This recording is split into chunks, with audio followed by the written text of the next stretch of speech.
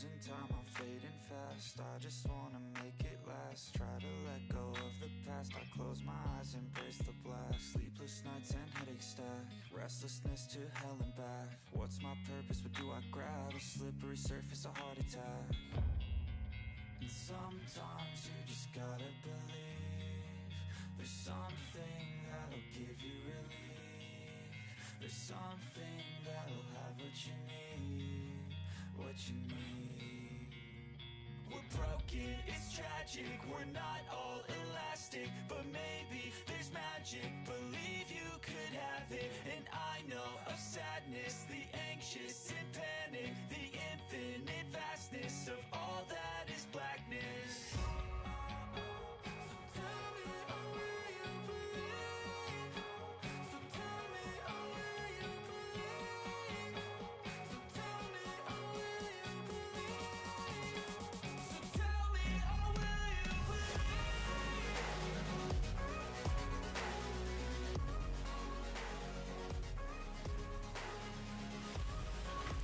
What's up, cool people? My name's Matt, aka That Random Christian Gamer. Welcome to tonight's live stream. Something about that song gets me a little bit hyped before the stream. It might be my favorite one that I've downloaded out of the YouTube audio library. Although maybe part of it has to do with what I initially downloaded it for, which was using it in a Digimon Survive video. It just seemed like the perfect fit in that case. But anyway. So, for tonight's live stream, we are wrapping up our Bible study of 2nd Chronicles. We got chapters 35 and 36, which are the last two in that book of the Bible. And then, since I, finished the main story of Kingdom Hearts 3, before I move on with any of the DLC, which is much more difficult, I figure I'm going to want to do a little side questing and level grinding, so that's going to happen after, or some of that's going to happen after Bible study tonight. So, yeah, that's the plan. Hi, Seth. Hope you're doing well. And anybody else who might be viewing. Yeah. That's kind of the plan tonight.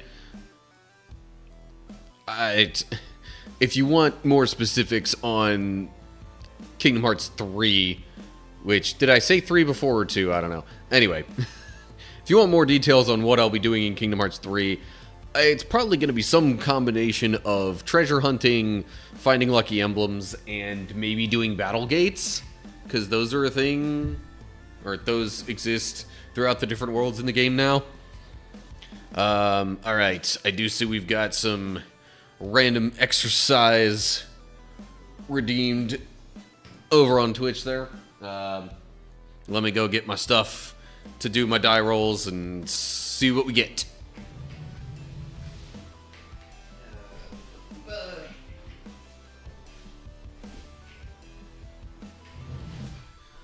It's been a little bit. I don't think we did any of this last week.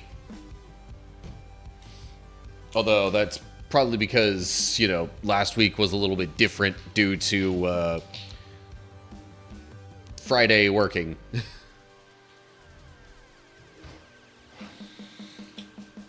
I think that was last week anyway. It all kind of blends together after a while. Alrighty, so, exercise number 1. What do we have here? Exercise number 1, which was something I need to pull up again. Where's the note about... Yeah, okay. I thought it was push-ups. Alright. Push-ups in sets of roughly 6. Okay. Going for at least 5 sets. 30 push-ups. Okay. We'll see. No guarantees there. If I don't reach 30, I'll just do as many as I can.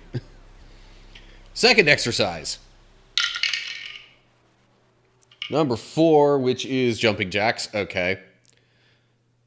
And some multiple of 5 minimum, which will be very much more applicable in this situation. Minimum of 5 sets, which is 25. So, yeah.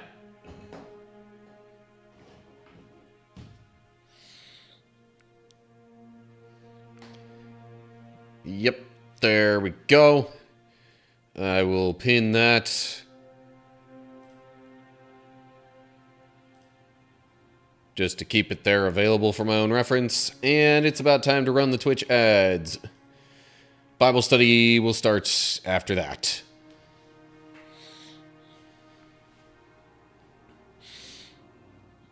Okay.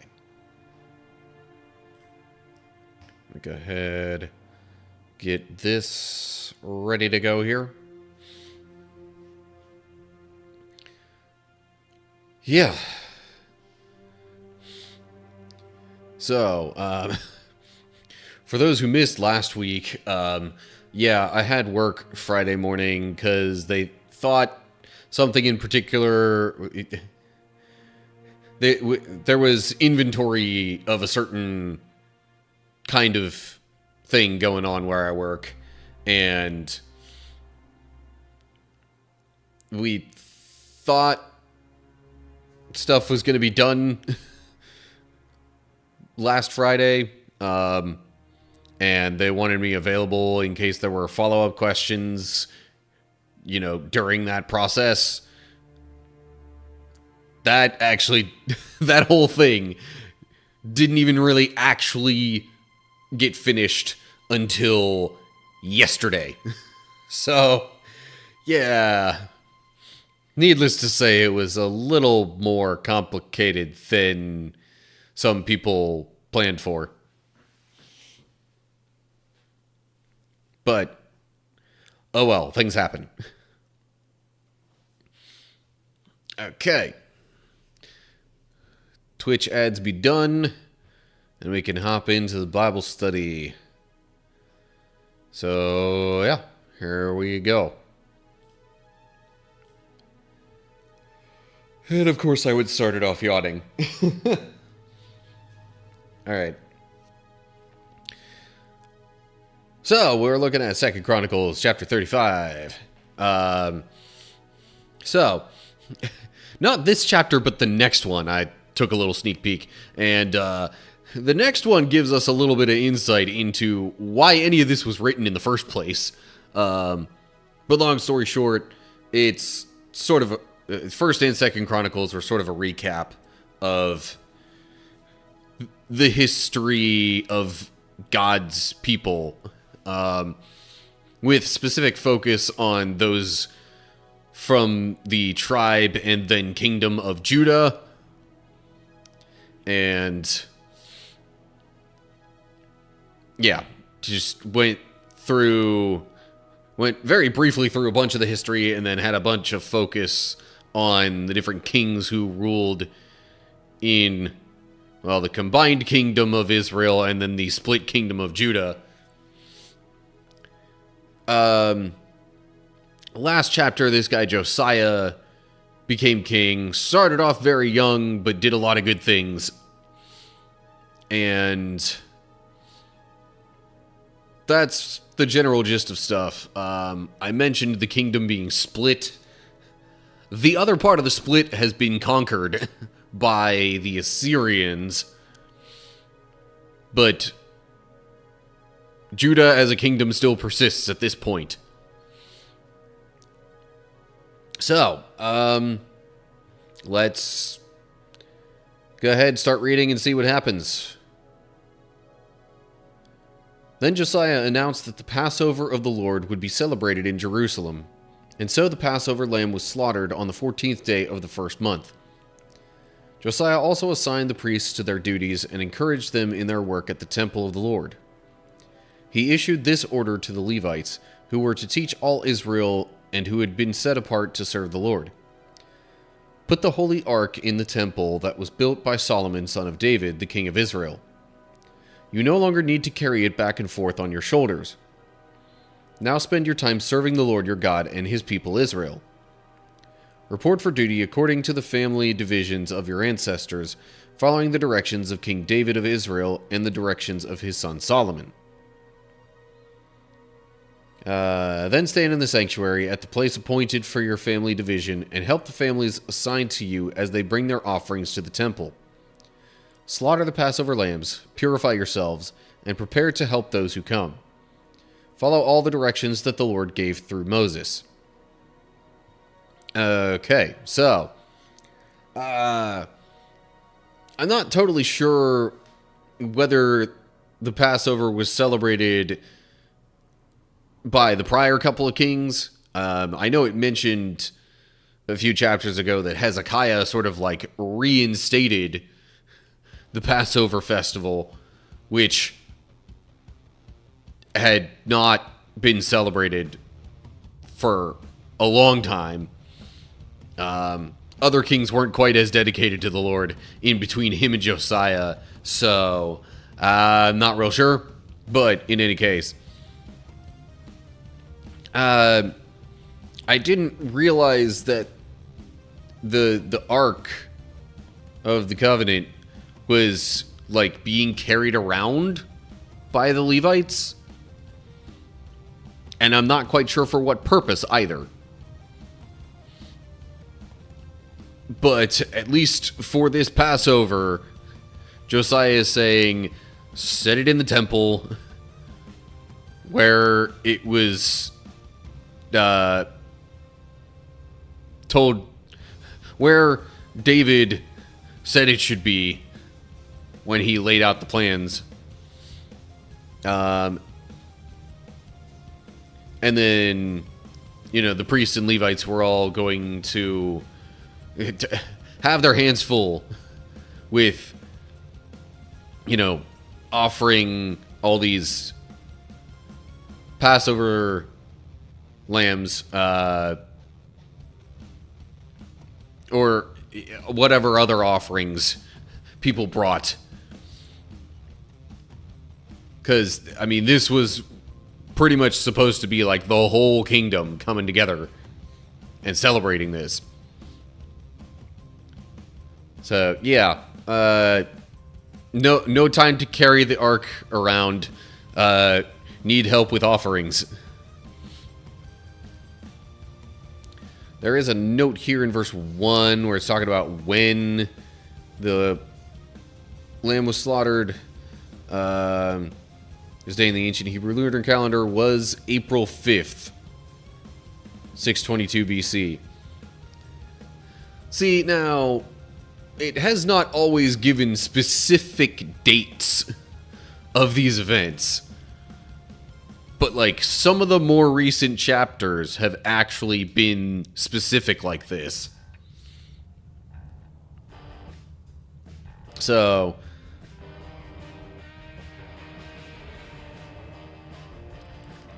I don't know, just, sorry. So, I guess, you know, the accuracy of tracing back the dates was accurate enough,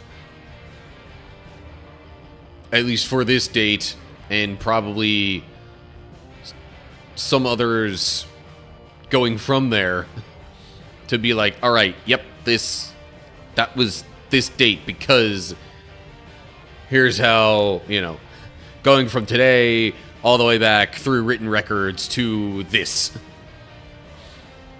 But yeah, April 5th, 622 BC. That's still quite a ways before Jesus, but also, like, not super early in the biblical history either, or at least the estimated timeline based on the Bible. Okay, so they're preparing for the Passover. We get to verse 7 now. Then Josiah provided 30,000 lambs and young goats for the people's Passover offerings, along with 3,000 cattle, all from the king's own flocks and herds. The king's officials also made willing contributions to the people, priests, and Levites. Hilkiah, Zechariah, and Jehiel, the administrators of God's temple, gave the priests 2,600 lambs and young goats and 300 cattle as Passover offerings. The Levite leaders, Conaniah and his brothers Shemaiah and Nethanel, as well as Hashabiah, Jael, and Jozabad, gave 5,000 lambs and young goats and 500 cattle to the Levites for their Passover offerings. When everything was ready for the Passover celebration, the priests and the Levites took their places, organized by their divisions, as the king had commanded. The Levites then slaughtered the Passover lambs and presented the blood to the priests, who sprinkled the blood on the altar while the Levites prepared the animals. They divided the burnt offerings among the people by their family groups, so they could offer them to the Lord as prescribed in the book of Moses. They did the same with the cattle. Then they roasted the Passover lambs as prescribed, and they boiled the holy offerings in pots, kettles, and pans, and brought them out quickly so the people could eat them. Let me read this a little bit too. Afterward, the Levites prepared Passover offerings for themselves and for the priests, the descendants of Aaron, because the priests had been busy from morning till night offering the burnt offerings and the fat portions. The Levites took responsibility for all these preparations. Okay. So that's a lot of animals, and it says they were all provided essentially by, like, leaders within the kingdom. Like, namely Josiah himself and some of the officials. Yeah. So, overall, I think the total was, let's see here, we got 30,000, so 37,600 lambs and young goats, along with 3,800 cattle. And keep in mind, I mean, if that sounds like a lot, keep in mind that this was for the whole kingdom, pretty much. All of Judah and probably Benjamin still. I think they were within that same kingdom. All of the tribes of Judah and Benjamin, so we're clear. So, it doesn't even really mention that any other non-leaders gave anything. They might have, they might not have. Yeah, so then there's, preparing the animals and the altars for all the offerings. And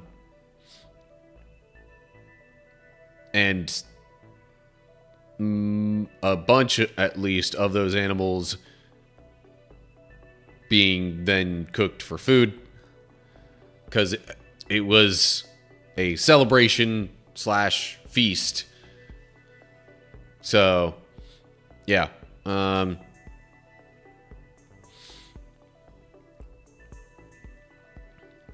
Okay, pausing real quick to answer chat. So, Seth, yeah, if you want to do that, that would probably be helpful. I mean, I think I had some websites saved, but I would have to do some looking back and forth. So yeah, that could be helpful. Appreciate it. Okay. So yeah, the priests and Levites handled all those preparations and offerings and whatnot.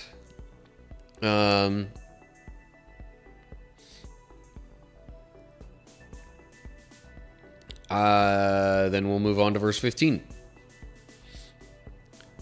The musicians, descendants of Asaph, were in their assigned places, following the commands that had been given by David, Asaph, Heman, and Jeduthun, the king's seer. The gatekeepers guarded the gates and did not need to leave their posts of duty, for their Passover offerings were prepared for them by their fellow Levites. The entire ceremony for the Lord's Passover was completed that day. All the burnt offerings were sacrificed on the altar of the Lord, as King Josiah had commanded. All the Israelites present in Jerusalem celebrated Passover and the festival of unleavened bread for 7 days. Never since the time of the prophet Samuel had there been such a Passover. None of the kings of Israel had ever kept a Passover as Josiah did, involving all the priests and Levites, all the people of Jerusalem, and people from all over Judah and Israel. This Passover was celebrated in the 18th year of Josiah's reign. Okay, so the way that it kind of makes a big deal out of this Passover, it apparently was like even more grand than the one Hezekiah did to, reinstate the Passover festival in the first place. And he specifically reached out to other tribes. Of course, some of the people from those tribes then settled in Judah, and so maybe they had grown some families and possibly just had even more people there. Also, there's no telling exactly what the percentages of people participating were in the two different ceremonies, or even just the quantities, because it doesn't list it. So basically everything went as prescribed, and that they held the festival for 7 days because that was part of the prescription, so to speak, to continue using my own terminology. That was what was really commanded by Moses initially, and then perhaps tweaked a little bit to be specific to the temple when that was built, or I guess in the planning of that. But it says, not since the time of Samuel had there been such a Passover. Samuel, I think he was still alive when David became king. I'm not entirely sure of that. No, he wasn't. That's right. He died during Saul's reign because Saul had to seek a medium to get word from the grave, essentially, from Samuel. So, yeah. Basically, since early on in the time of God's people even having any king, between then and this part with Josiah, there was no comparable Passover festival. So yeah, it must have been a pretty big deal. But anyway, okay. We'll continue along here, given the subtitle seemingly on a much more somber note. But we'll continue with verse 20. After Josiah had finished restoring the temple, King Necho of Egypt led his army up from Egypt to do battle at Carchemish on the Euphrates River, and Josiah and his army marched out to fight him. But King Necho sent messengers to Josiah with this message. "What do you want with me, King of Judah? I have no quarrel with you today. I am on my way to fight another nation, and God has told me to hurry. Do not interfere with God, who is with me, or he will destroy you." But Josiah refused to listen to Necho, to whom God had indeed spoken, and he would not turn back. Instead, he disguised himself and led his army into battle on the plain of Megiddo. But the enemy archers hit King Josiah with their arrows and wounded him. He cried out to his men, "Take me from the battle, for I am badly wounded." So they lifted Josiah out of his chariot and placed him in another chariot. Then they brought him back to Jerusalem, where he died. He was buried there in the royal cemetery, and all Judah and Jerusalem mourned for him. The prophet Jeremiah composed funeral songs for Josiah, and to this day choirs still sing these sad songs about his death. These songs of sorrow have become a tradition and are recorded in the Book of Laments. The rest of the events of Josiah's reign and his acts of devotion, carried out according to what was written in the law of the Lord, from beginning to end, all are recorded in the Book of the Kings of Israel and Judah. So, I do wonder a little bit why Josiah got involved in this.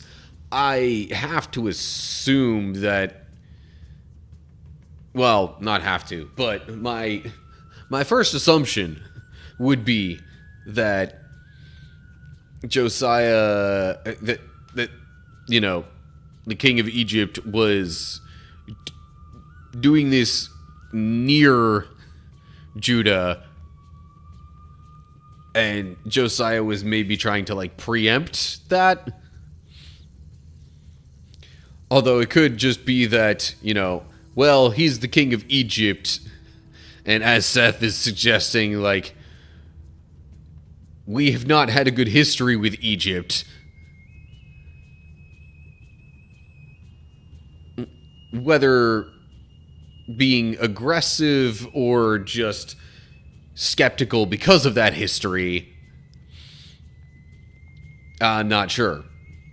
But for whatever reason, Josiah felt the need to get involved in whatever this thing was that was going on.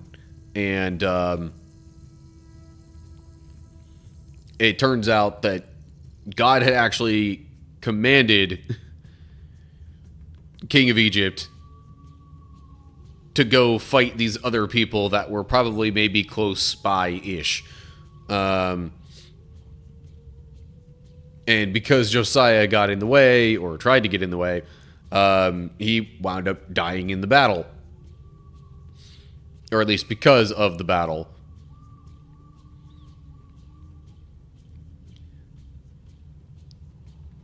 About the only bad move I could say, at least based on 2nd Chronicles, that Josiah really made throughout his time as king.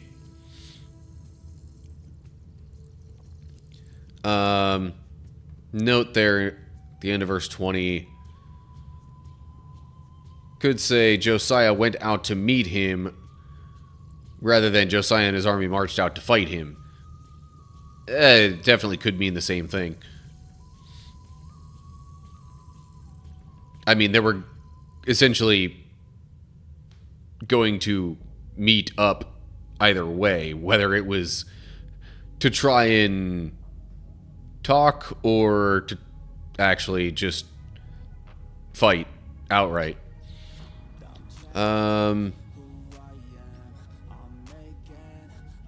So, yeah. Thus ends the reign of King Josiah. Now, it doesn't say when this happened. It does give a, like, referential moment saying after he finished restoring the temple. But unlike with the Passover here, it doesn't say, like, what year of his reign or anything like that. So, I mean, one would assume it was the last year of his reign. Duh, that's just kind of logic there. So he reigned 31 years.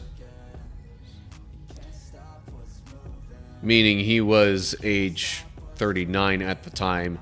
And also it was about 13 years after this big Passover festival. So, okay. Yay for using logic to figure things out like that. Which is probably the same kind of thing translators and scholars will do when making timelines of biblical events. In fact, what I just did was probably a simplified version of what they do.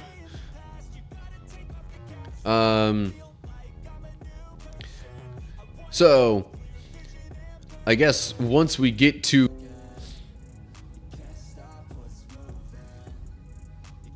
Anyway, this sad song about Josiah's death. Maybe it's not in Lamentations, because that might have actually been a specific person. Anyway,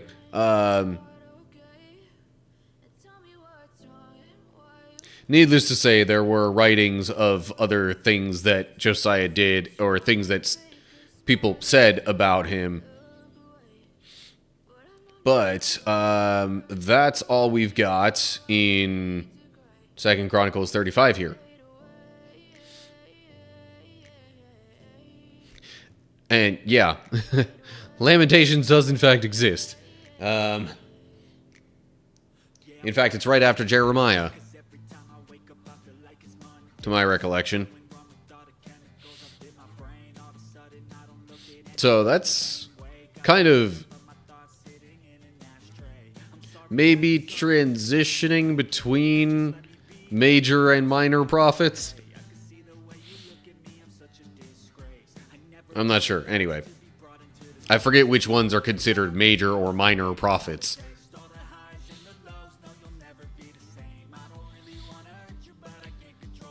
At least nowhere near as well as I remembered just the order of the books of the Bible. May have to, think back on it. Like some people would have to recite the entire alphabet to tell you which letter comes after S or something like that.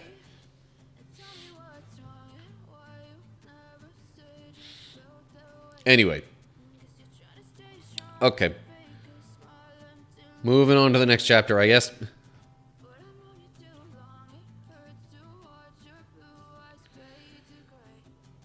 Alright.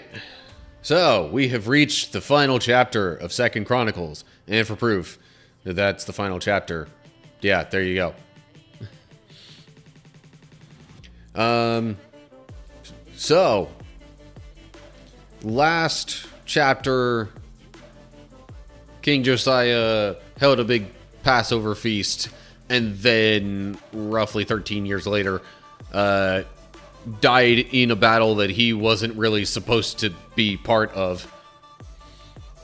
But he got involved anyway. Well, depends on... Because some theological frameworks might say, well, he was God actually planned for Josiah to do that. But, anyway, in either case, Josiah died in battle.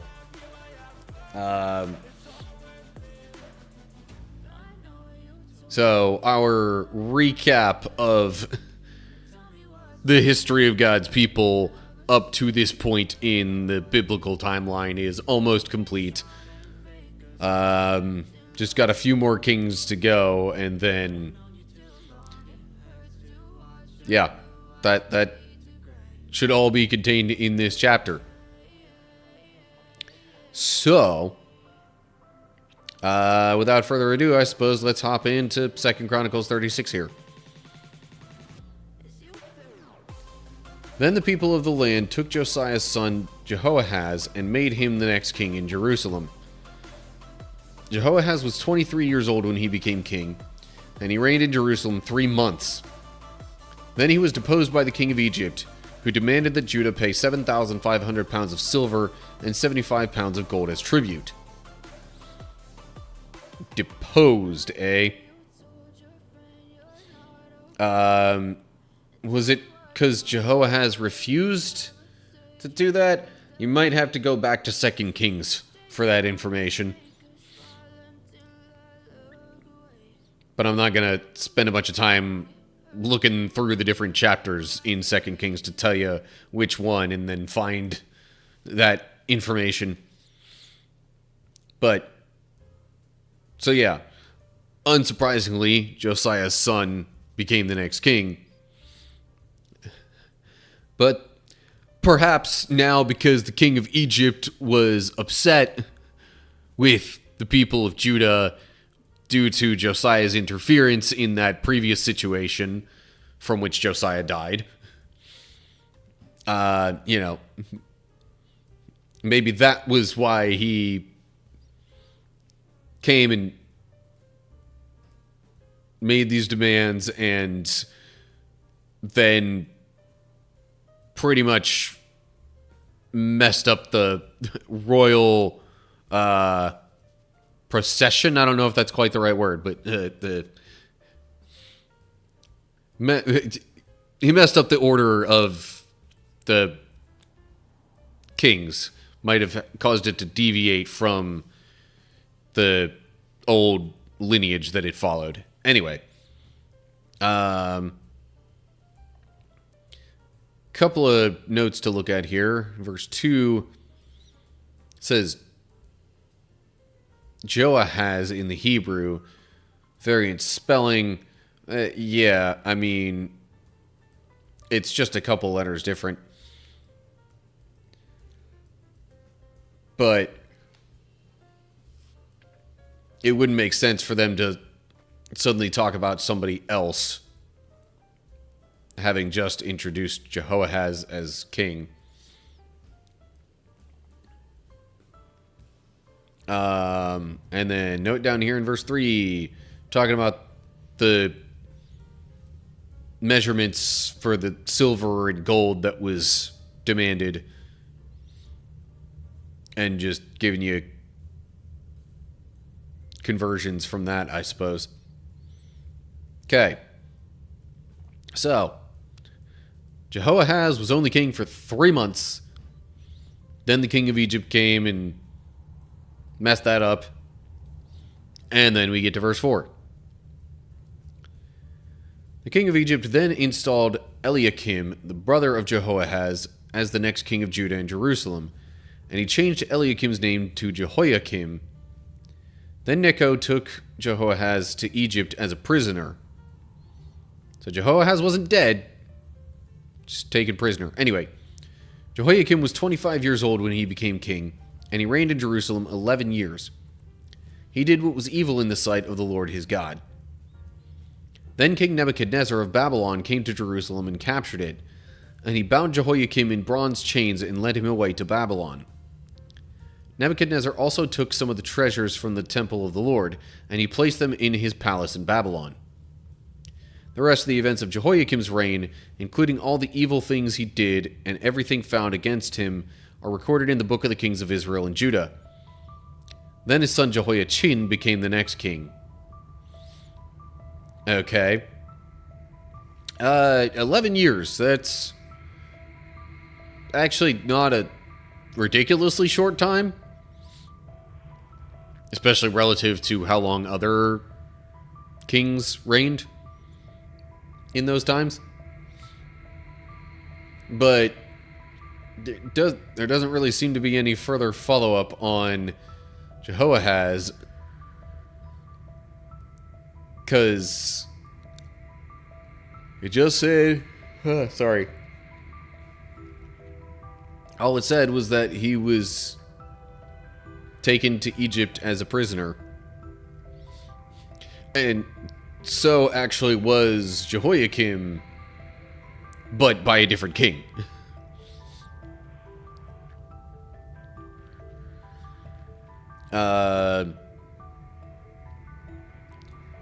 So, note there in verse 7, could be read as temple instead of palace. See, now, the potential difference in implication there is a temple was more likely to be a place of worship to some deity or another. A palace is really more so just a fancy looking place where the king lives.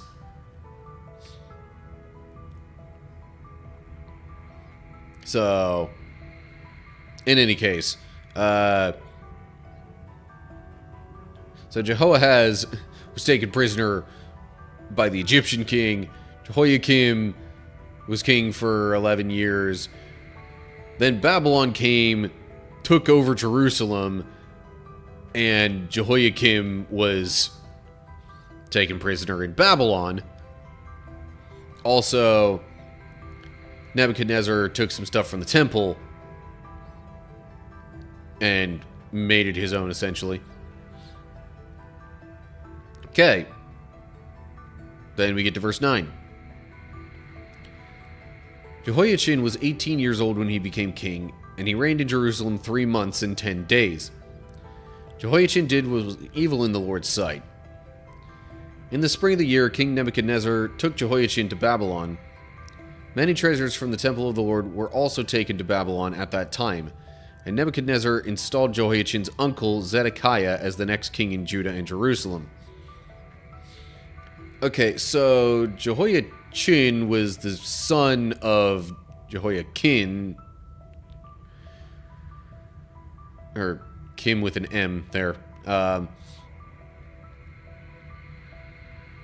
So we went from Josiah's son to, I guess, technically another one of Josiah's sons, because it said he was brother of Jehoahaz. And then we went to his son, but then after that, we went to Jehoiachin's uncle, or they went to Jehoiachin's uncle. So, probably another brother of Jehoahaz and Jehoiakim.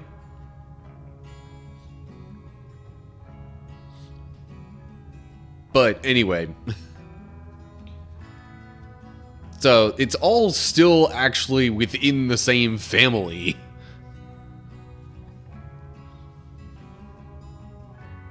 Which I guess means it was still true that, you know, descendants of Solomon were reigning on the throne. Only reason I bring that up is because there was a promise made regarding that. Although, we're getting to the end of God's people even having a kingdom, you know, a physical kingdom like that.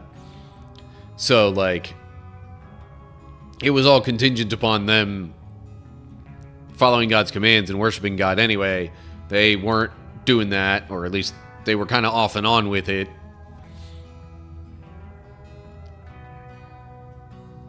And especially towards the end, it leaned more away from God than toward.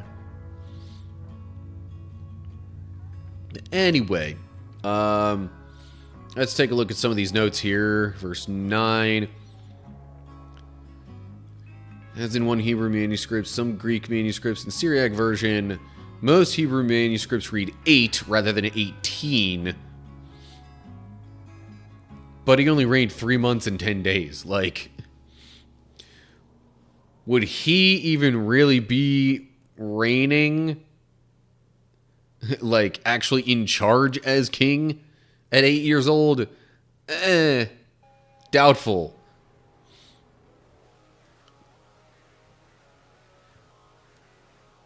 And, like, why would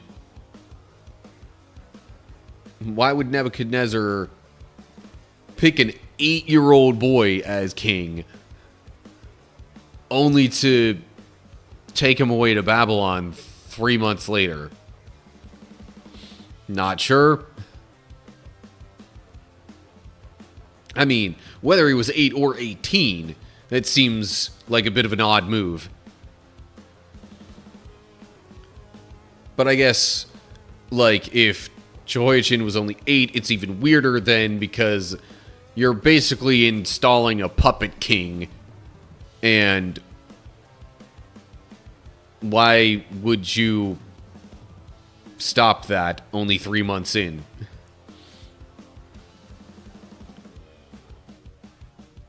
I don't know. Anyway, these are the kinds of things that the Bible itself doesn't necessarily answer. And it's okay. We don't need to know all that information. But being curious and asking questions is not a bad thing either. But just because you don't necessarily get all the answers, like, don't assume it's all rubbish and we should ignore it either. Anyway, noted verse 10, Hebrews says, at the turn of the year, the first day of this year in the ancient Hebrew lunar calendar was April 13th, 597 BC. April 13th, okay.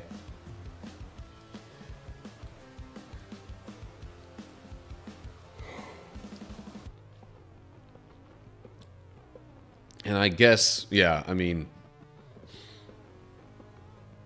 stands to reason that very specific dates like this would actually, you know, track with numbers of years that have passed since the last thing where it gave a specific date. Note there where it mentions Jehoiachin's uncle, as in parallel text of 2 Kings 24:17. Hebrew reads brother or relative. I mean, an uncle's a relative. But yeah, so there might have actually been, the Hebrew word might have actually been one that would translate as brother or relative here, but because it said in 2 Kings that it was his uncle, the translators said uncle here as well, which again is a relative. So if that's a valid translation, if relative is a valid translation of the Hebrew word here, then I guess all the more reason to go with uncle. Anyway, okay. Lest I ramble on, let's go ahead to verse 11. Zedekiah was 21 years old when he became king, and he reigned in Jerusalem 11 years. But Zedekiah did what was evil in the sight of the Lord his God, and he refused to humble himself when the prophet Jeremiah spoke to him directly from the Lord. He also rebelled against King Nebuchadnezzar, even though he had taken an oath of loyalty in God's name. Zedekiah was a hard and stubborn man, refusing to turn to the Lord, the God of Israel. Likewise, all the leaders of the priests and the people became more and more unfaithful. They followed all the pagan practices of the surrounding nations, desecrating the temple of the Lord that had been consecrated in Jerusalem. The Lord, the God of their ancestors, repeatedly sent his prophets to warn them, for he had compassion on his people and his temple. But the people mocked these messengers of God and despised their words. They scoffed at the prophets until the Lord's anger could no longer be restrained and nothing could be done. Yeah. So, like, it was pretty much already decided, or at least stated, back, at least at the beginning of Josiah's reign, that the kingdom was going to fall. it wasn't going to happen in Josiah's lifetime because of how he handled things, but it was already stated. And yet, there's still efforts on God's part to warn the people and try and turn them back to God. Had they actually listened, would the kingdom have fallen? We don't know, because that's not what happened. But he was still sending prophets to tell them, no, don't do these things. You're worshiping foreign gods who are not your God. Stop it. But they kept doing it anyway, and they even basically laughed off all these prophets. And then it was that was the tipping point, and yeah. It says the Lord's anger could no longer be restrained, and nothing could be done. It didn't state before that nothing could be done. So while it might have been prophesied, at least before, that the kingdom would fall sometime after Josiah's death, it wasn't necessarily like a done thing from the perspective of God's people. Anyway, also, strange move by Zedekiah here, not worshiping God, and also not being loyal to Nebuchadnezzar, who made him king. Like, and what's worse, he swore an oath of loyalty to Nebuchadnezzar in God's name. So, he's not only turning away from God, he's pretty much insulting God's name by invoking it and then not holding up the oath for which he invoked God's name. But then he's also like kind of doubly insulting Nebuchadnezzar by doing this, because he swore an oath and now he's going back on that oath. Like,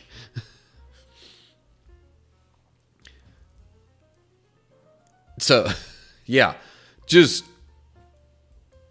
not smart leadership by Zedekiah here. So, yeah.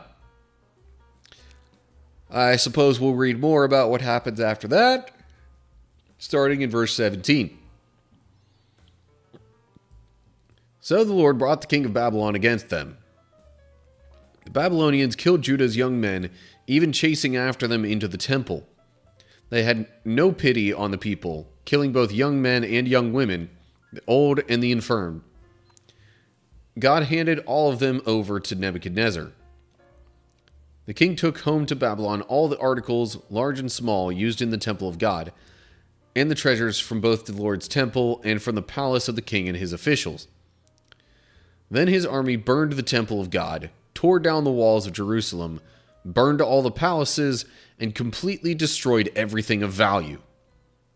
The few who survived were taken as exiles to Babylon, and they became servants to the king and his sons until the kingdom of Persia came to power. So the message of the Lord spoken through Jeremiah was fulfilled. The land finally enjoyed its Sabbath rest, lying desolate until the 70 years were fulfilled, just as the prophet had said. And then we get this. In the first year of King Cyrus of Persia, the Lord fulfilled the prophecy he had given through Jeremiah. He stirred the heart of Cyrus to put this proclamation in writing and to send it throughout his kingdom. This is what King Cyrus of Persia says. The Lord, the God of heaven, has given me all the kingdoms of the earth. He has appointed me to build a temple at Jerusalem, which is in Judah. Any of you who are his people may go there for this task, and may the Lord your God be with you. So, really, keeping in mind that this was all a recap of prior events, at least up until this point, this whole proclamation from Cyrus might explain why this recap was even being told to the people. Because these were the people who were then asked or commanded. Either way, people who Ezra was trying to motivate to go rebuild the temple.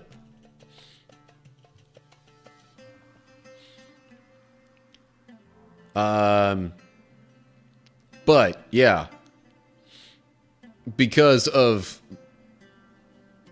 God being angry due to the repeated refusal of his own chosen people to worship him or follow his laws, and then the rejection of the prophets on top of that, and all sorts of other things, the Babylonians come in.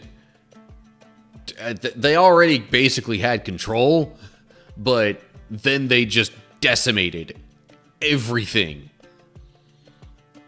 in and around Jerusalem, possibly throughout other parts of the kingdom of Judah.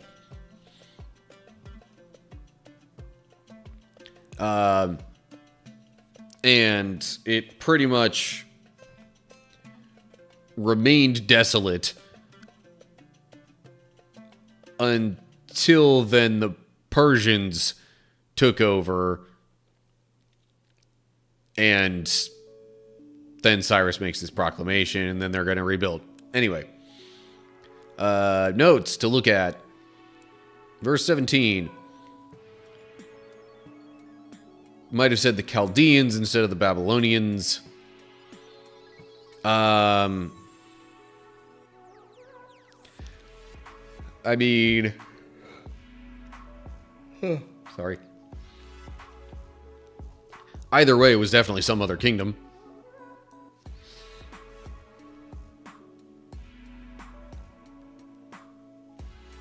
But it was just mentioning the Babylonians. So, doesn't make a whole lot of sense in the next sentence to be talking about possibly a different kingdom. Although,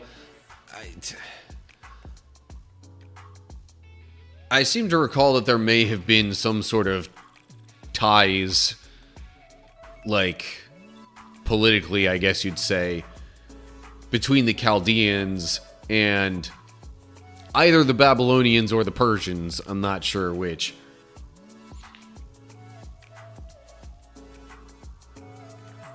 But don't quote me on that.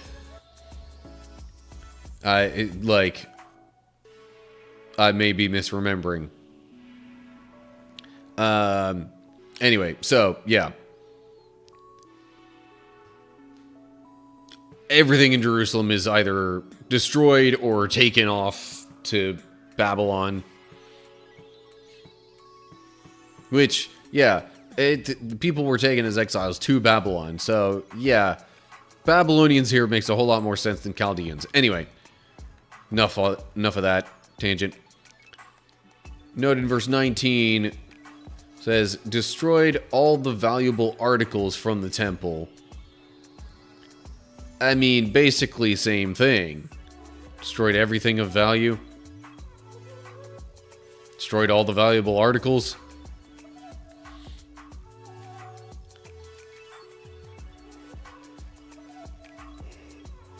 Go ahead.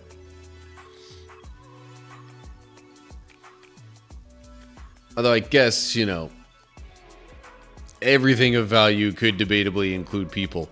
Maybe that wasn't part of the situation. I don't know. There were definitely some survivors, though.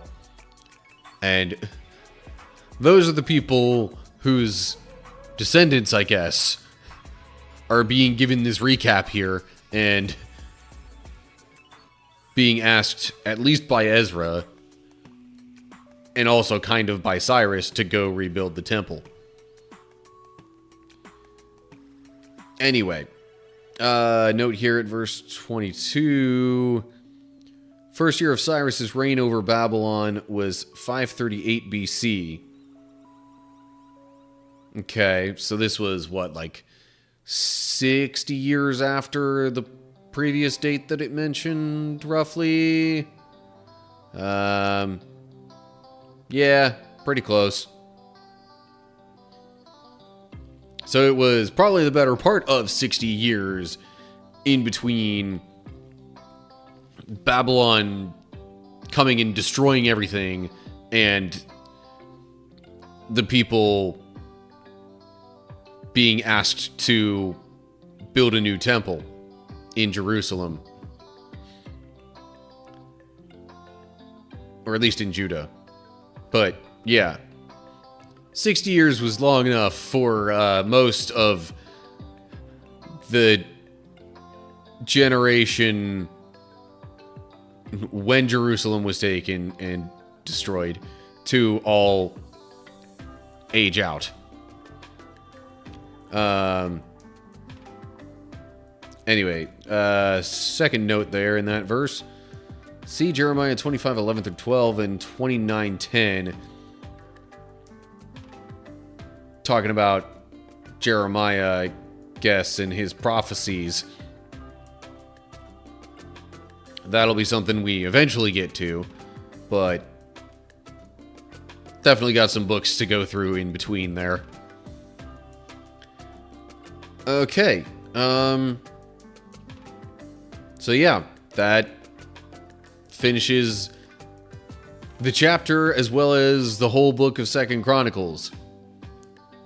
So, this leaves things at the point of God's people going back to probably... Wait, did it say Jerusalem or just Judah more generally?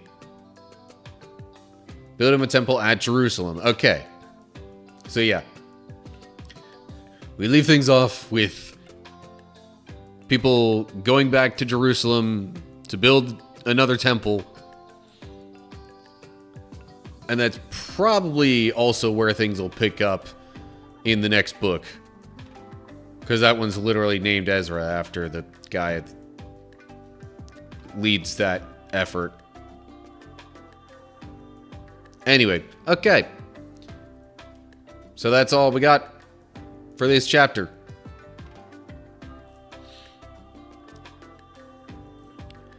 And that also does it for the planned portion of tonight's Bible study. Twitch is going to want to run some ads in a couple of minutes anyway. So I might as well go ahead. Yes. Run ads, we'll change category, get game stuff set up, and then we'll also do exercises.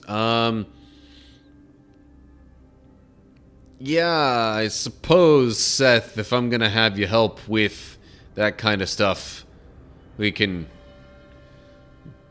get you on Discord here. So let me go ahead, run the Twitch ads, and then all that stuff will... I'll start working on all that. Meanwhile, set the category for Twitch to Kingdom Hearts 3. There we go. Opening up Discord for Seth. Chilling out the background music because don't really want that going over top of Seth or the game, for that matter. Which, by the way, I might as well pull that up.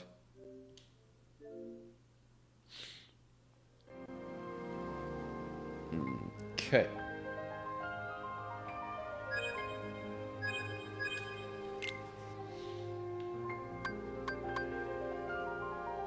Nope, that's the later one.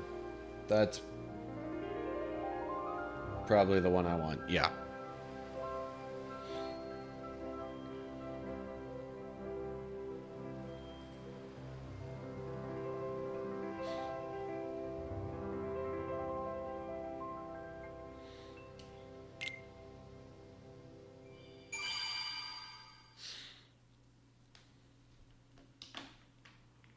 Yeah.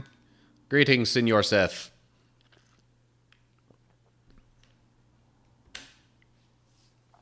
And he's muted right now? Anyway. Oh. Right. Microphone. Might want to move that to a slightly different position to try and... Oh, yeah. Before I get doing too much in the game, though, I just remembered I have some exercise to do. Doi. Okay.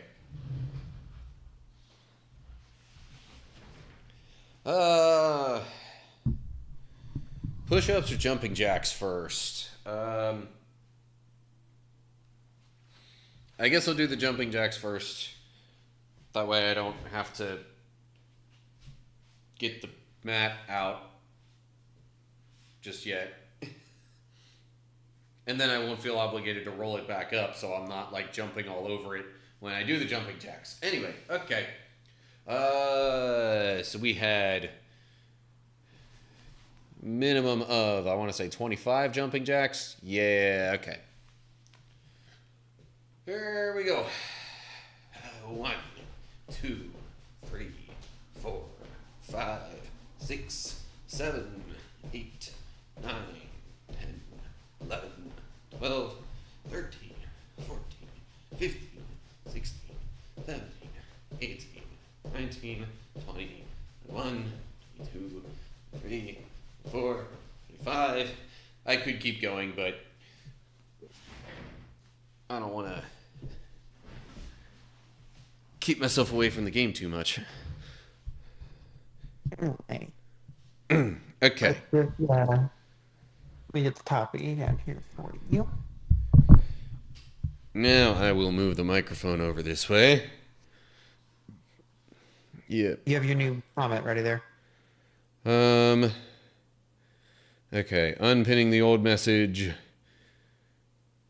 Pinning the new one for exercise stuff. Okay. And now we will officially get into game stuff. Yeah, battle gates have appeared across the world. Okay. So, we'll see what. First stop will be Olympus, Mount Olympus. Yeah. Let's not go check out the town, actually, Donald. Alrighty, to the world map.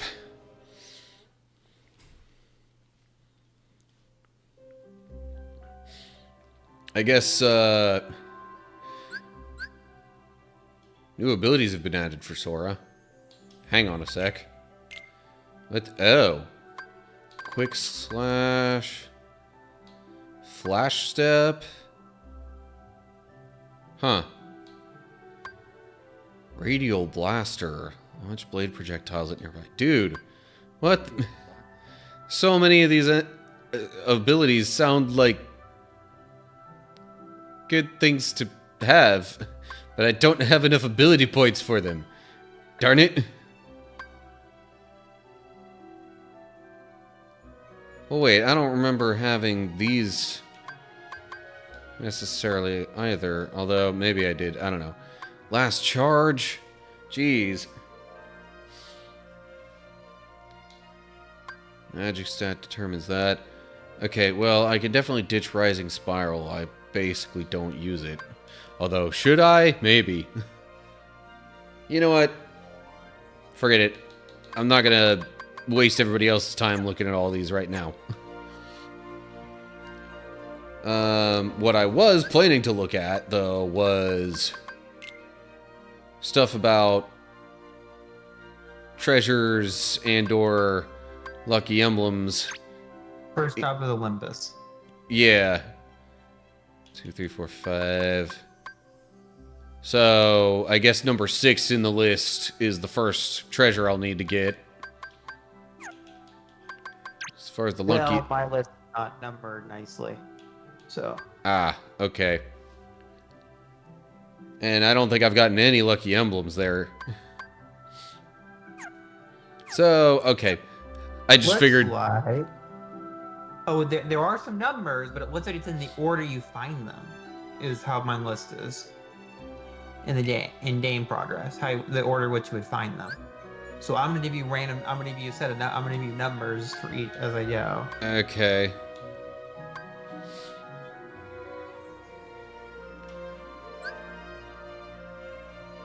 All right. Well, I suppose we'll just start off in Thebes and go from there. This is where I have it set to start. So. And these are chests first. This is I got it in 3 lists. I also have a map here as well. Okay. For the region, which might help us a little bit too. Yeah. If we sure hope so. Need it. If we do need it. So I know you have the map of Thebes, correct? Yeah. I mean, we'll know here in a sec if I don't. Yep, I do. Okay. Do you have number 23? I think there's 24 in Thebes, if I'm correct, right?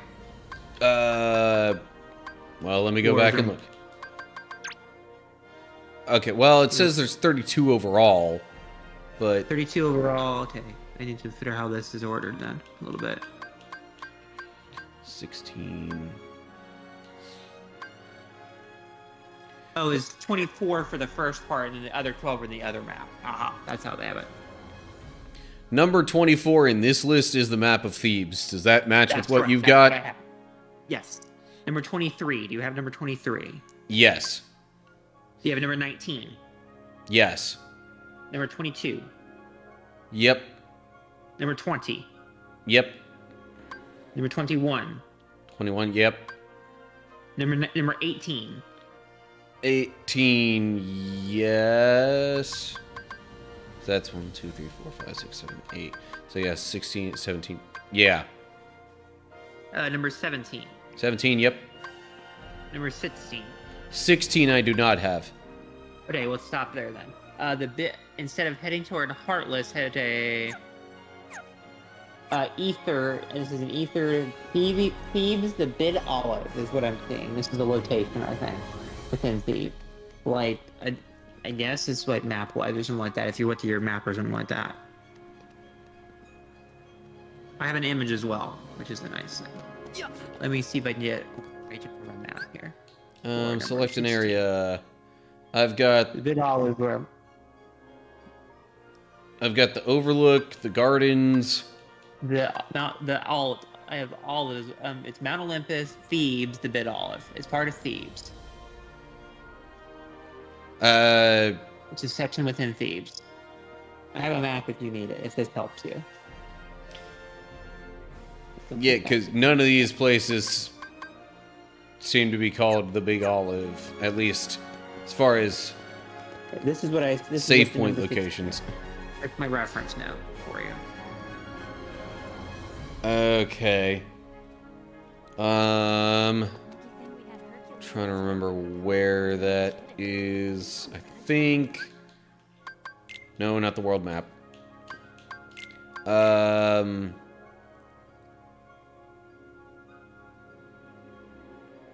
thinking that would be closer to the Gardens or the I don't know. You know what? It's a region on the main map called the Bid Olive. It's for reference. Let's see. Oh, right. And I also That's have a what map, that does. which means I have more information. I think I do as well. You want more information than that? Here's my second image. Oh, cool! They fixed your statue, Herc. Yep.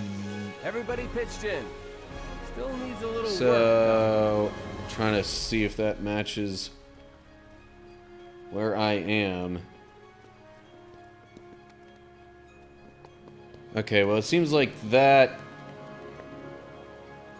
might match up with... I can Yeah, always tell okay. them the map. I have, So what it would net- seem that I should go kind of straight what from Is this here, the- if I, or like...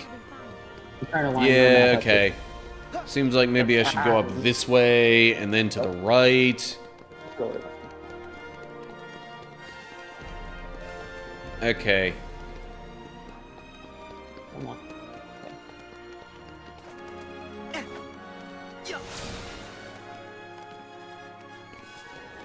I see you. You're going the right way. Yep, you're in the right place. That's on the map right now. Yep. Okay. Ah. Over Yeah, here seems Hope to we find some be... ingredients around here. And a fiery path on the left. Look for a Drassy Alto, and there should be a. Well, yeah, it's not a fiery path anymore. There should be a Drassy Alto and then a chest.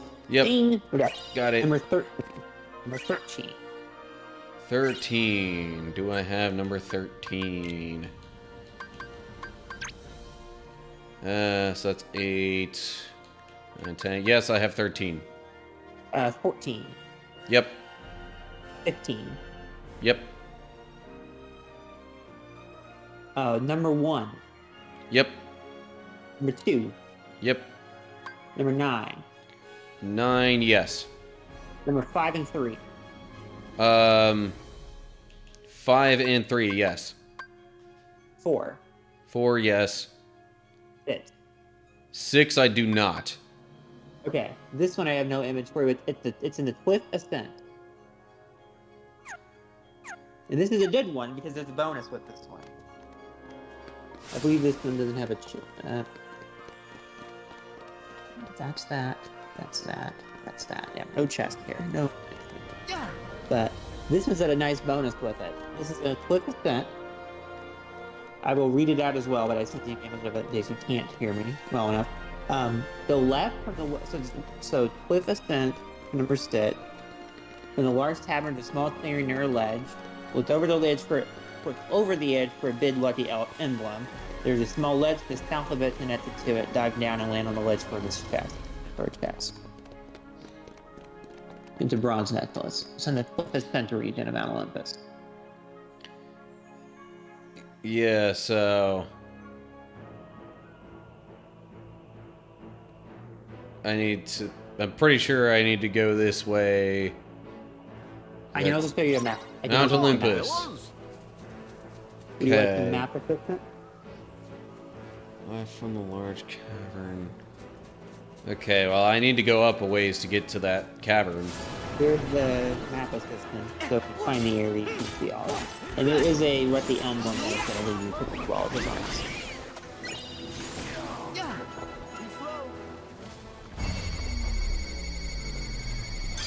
There. Later.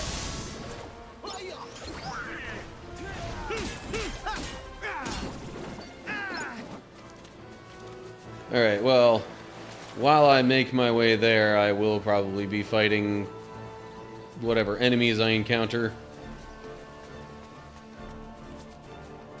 So it could take a little bit. Okay, I got that treasure already. Yeah. Yeah. Does the map help you?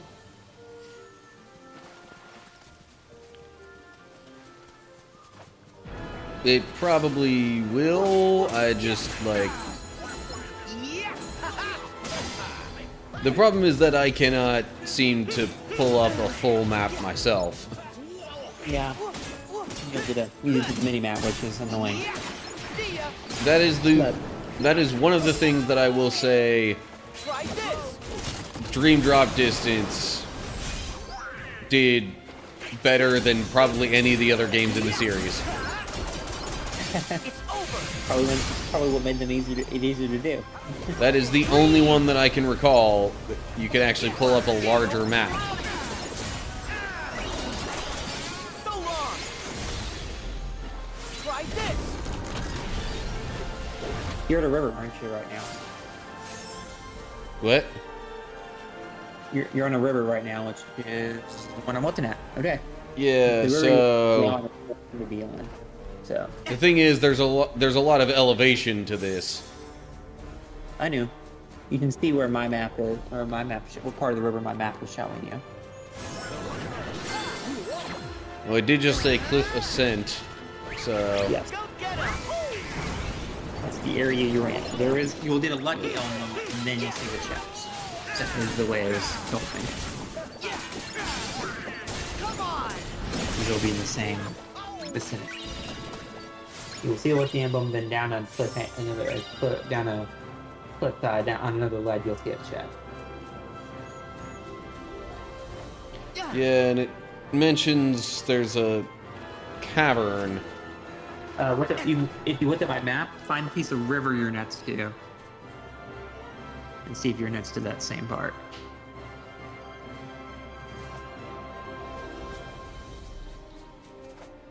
So that... Like, that's the river portion right there. I mean, I kind of have to go up You will, this way. What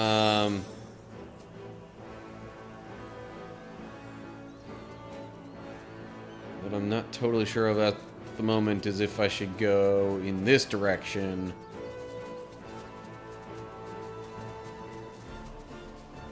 Oh, hey, there's a lucky emblem. Good, that might be the one. Might be the one we're looking for. And then down a ledge is a chest, if it's the right one.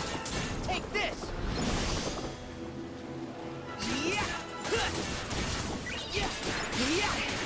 See ya.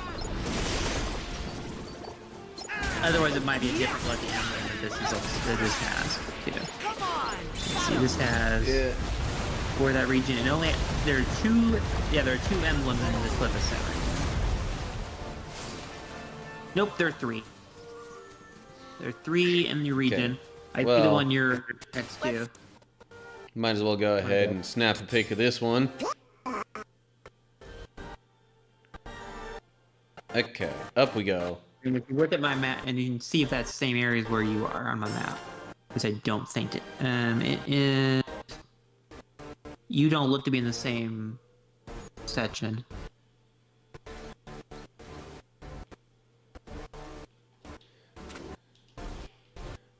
Well, Also, might just... because I can see the section you're next to. You're far. It's far. You're. Let me give you another section. And I can see your part in this image here. You're up there on the top left of that snippet. So there's another. You'll get another emblem when you find the chest.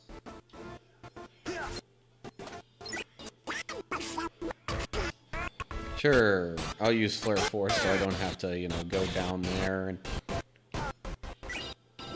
fight any enemies. Your stream is glitching a little bit.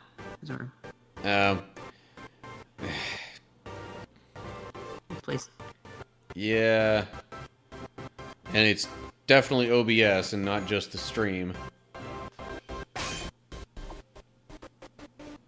One of those things that I wish I knew how to fix it. But I don't.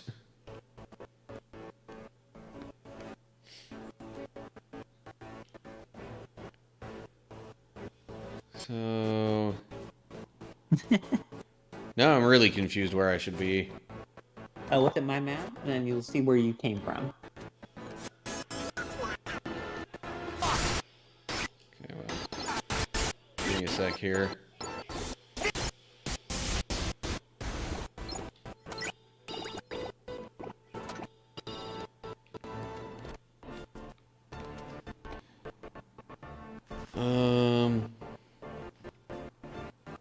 Mentioned that. Do you see the second image there? That's the section that you came from when you found that other one.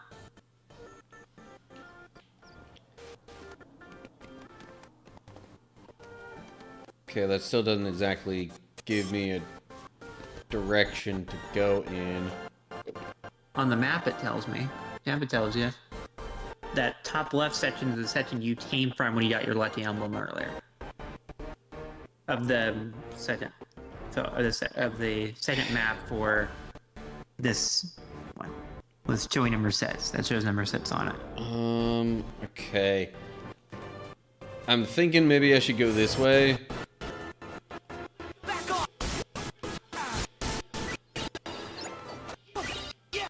Let's see, where are you at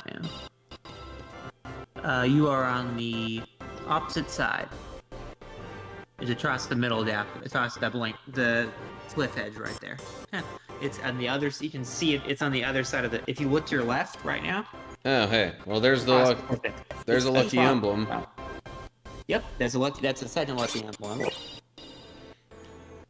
I got a ribbon. Let me see which one that one is.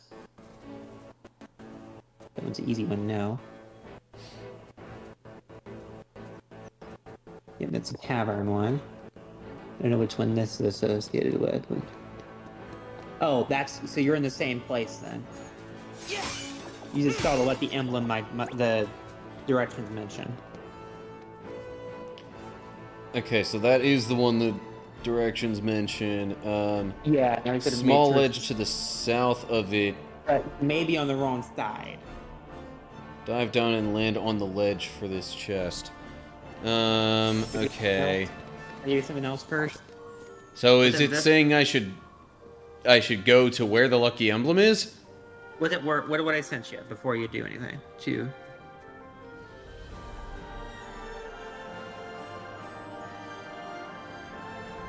I think you're on the wrong. I think it's on the other side. The other side of what? A massive cliff. But you have to walk around and through. See, because given what the directions say... I know. Let me give you an image. Let me give you the map. Look over the edge for a big lucky emblem. There's a small ledge to the south of it, connected to it.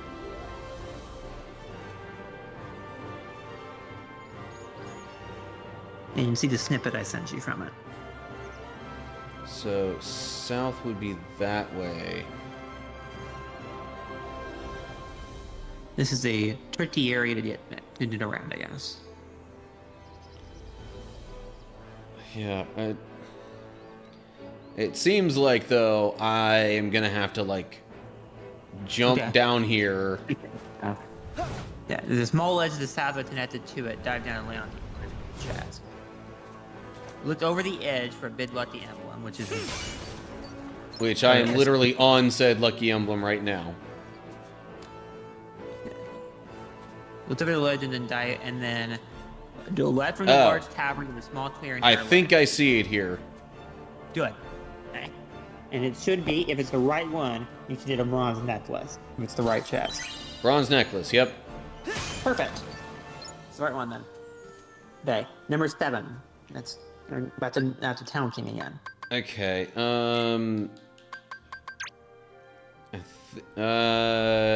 I have number 7. 8. 8 I need.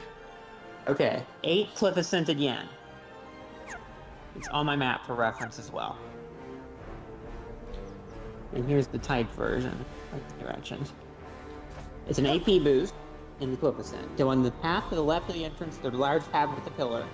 Jump all the way down to the blue circle below for a mini boss fight with a sandworm. Then climb the back wall up to find this chest on the ledge. Left. And it's on the map as well. It's more the other way. Yeah. In the back wall. Where you fought the giant sand. Where you fought a mini boss fight with a sand. Back off! Too slow. For reference, a sandworm boss fight. Over. Yeah, I'm pretty sure I have at least a rough idea of where that is. And if you don't, there's a map here. The map's here as well, with number 8 marked on it. I'm guessing it's talking about this. You are in the right area. Thunder! Oh, look at that, sandworm. Try this! It's a mini boss fight with a sandworm, and then up the cliff is and then climb the back wall up to find the step on the ledge. Back off! Which is many XP. This is producing XP for this. Hey, I'm at level 41. Oh, nice. At the back wall for a chest. Back wall. Is You'll this find a the chest back wall, maybe? You'll find a chest on a ledge for reference. Oh, hey, look at that. Treasure. AP boost. Oops, that's it. That's all we need. You have a number. You have a number 10.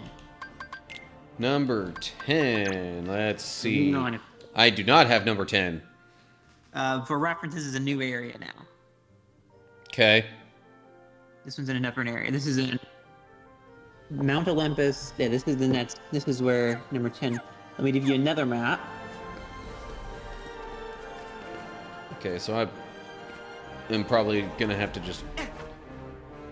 You have to go to the next section. You have to go to this map now. And you can see where map part 1 is for reference on this map as well. It's you go up the path. Yep. And you're going around that turn and just following it all up. Yeah. It's the northern exit from the map on the map. And this is where 10, 11, and 12 are if we haven't got them. Yeah, 10, 11, and 12.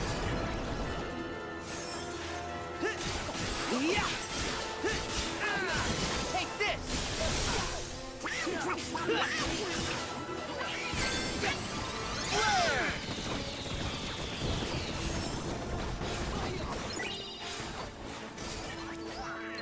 So I did have kind of between last Friday and today, I had a bit of a thought regarding DLC stuff. Well, two thoughts, I guess you could say. First one being that at least the initial part of the Remind DLC isn't like ridiculously hard. It's definitely harder than the base game, but there's a separate section called the Limit Cut episode, and that's where we get into data battles and, like, ridiculously challenging stuff. The fun, hard stuff. But the other thought I had was kind of almost more of a question, a little bit, that I wouldn't expect you to know the answer to, but, like, throughout the base game, the enemies scale with your level a bit. So I'm wondering if that holds true for the DLC as well. I would expect so. If it's hold true so far, I would expect it. But I cannot say for sure about it. Okay. It's an evidence assumption, so. I forgot to do the shot lock for the other Keyblade. Whatever. No big deal. Are you in the mountainside now, or are you still on the way up to it? I think I'm still on the way up to it. You would have seen it at mountainside if you got a map change, right? Well, I mean, there was arguably a mountainside. I gotcha!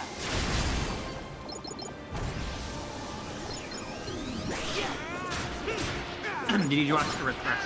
It's over! What did I say? But I did do a whole lot of running up a cliff face. Did you trust through a threshold? Where map change and where the map changes and everything. So, you know what? I would not be at all surprised if there's a treasure right here. That would be the threshold, probably. So you're just trust. Literally, you just crossed over. Yep, you did. AP boost. Which one was that? What was that? AP boost? Yeah. Okay, you have number 12.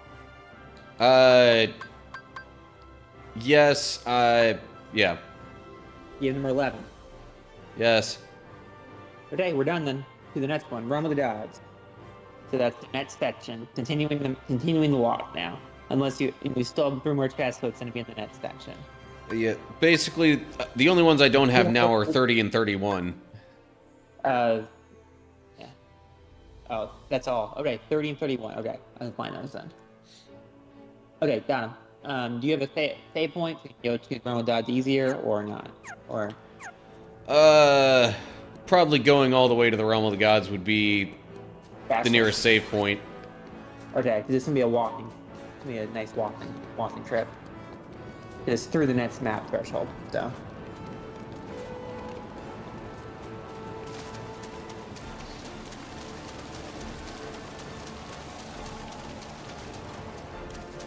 Gonna have a little fighting to do along the way, probably.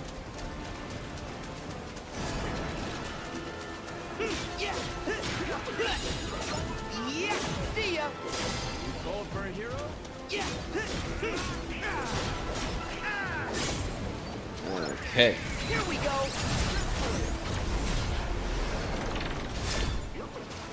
Yeah, pretty much any time that I have tried playing the DLC for this game before, I was always at max level anyway, so I can, at the moment, neither confirm nor deny any level scaling.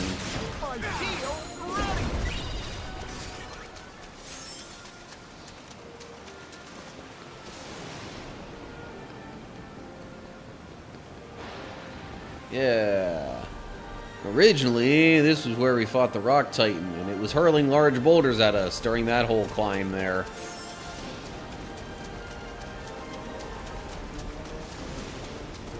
Yeah, it's Realm of the Gods, which is going to be the end of the settlement.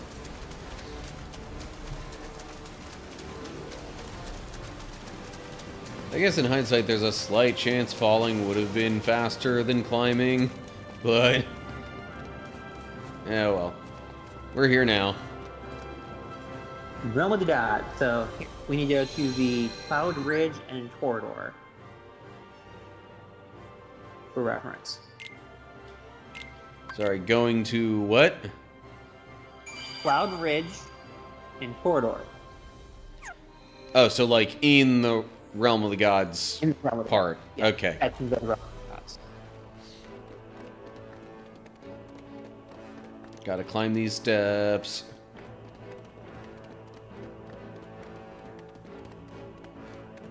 There we go.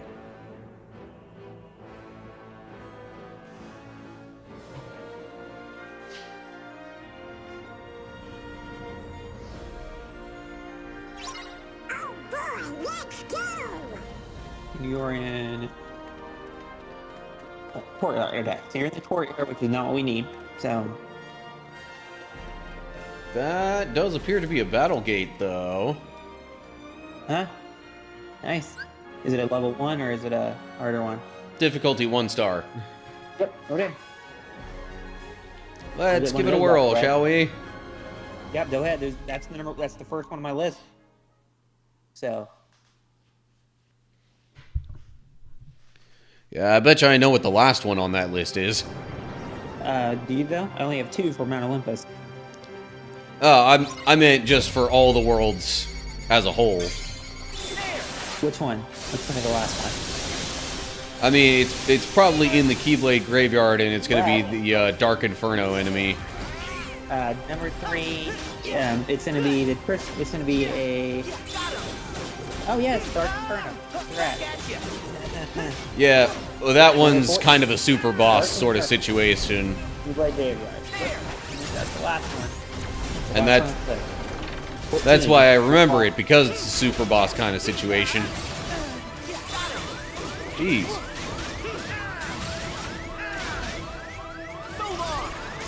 These guys are packing a little more of a punch than I expected. Fine, let me heal.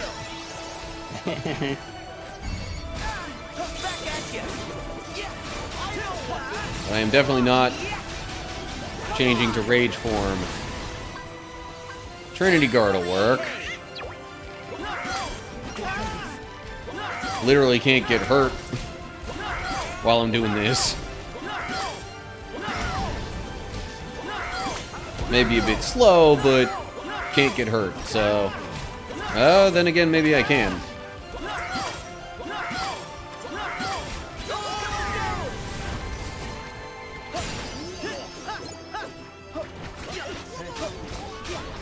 Level up. Nice.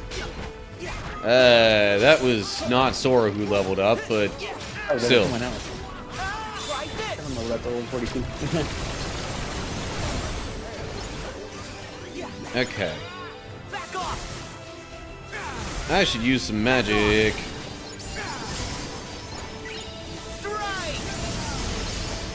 Well, there Donald and Goofy leveled up. So I guess the previous level up was Hercules.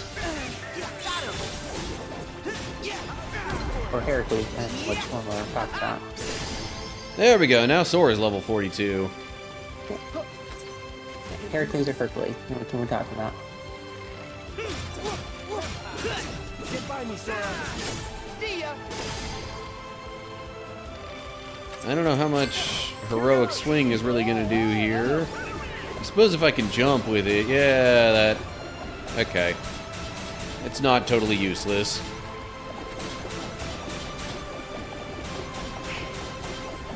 I'll show you how a hero fights. I gotcha. Here we go. Nano arms.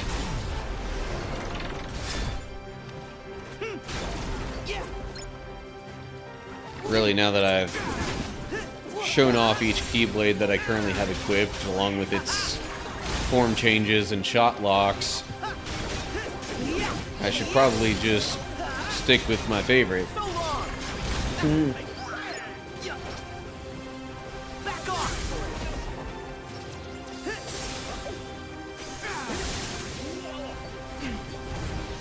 Back off. Here we go. My favorite one...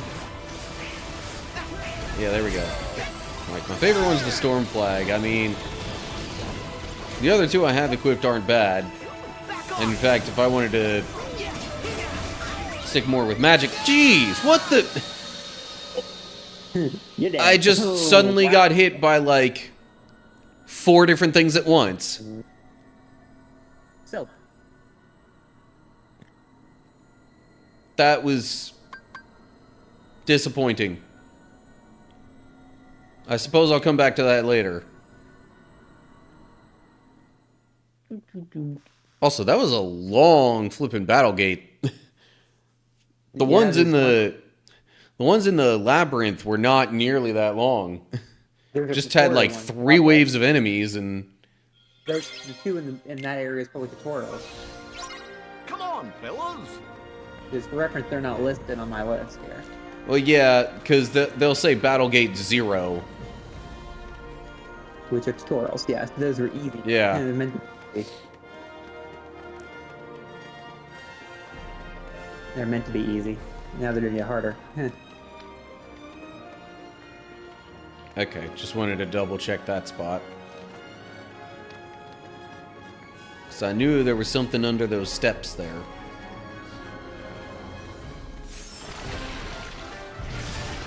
So, corridors in Cloud Ridge, which is where you... did you get the one from Cloud Ridge already then? Here we go.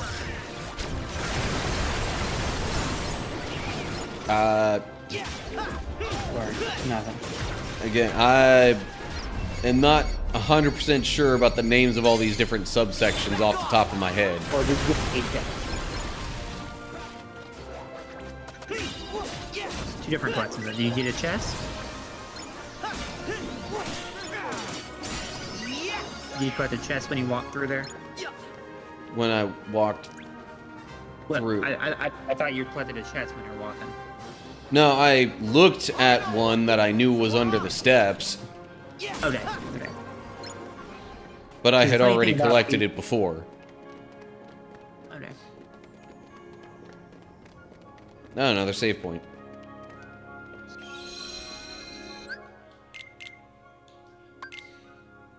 So this You're in the is corridor, right? You're the on corridors. There's a building halfway up the way to the apex. Reach the apex by air stepping up there, and then turn around and dive below. Dive attack what looks like a large red wrapped drift, and it'll reveal the chest.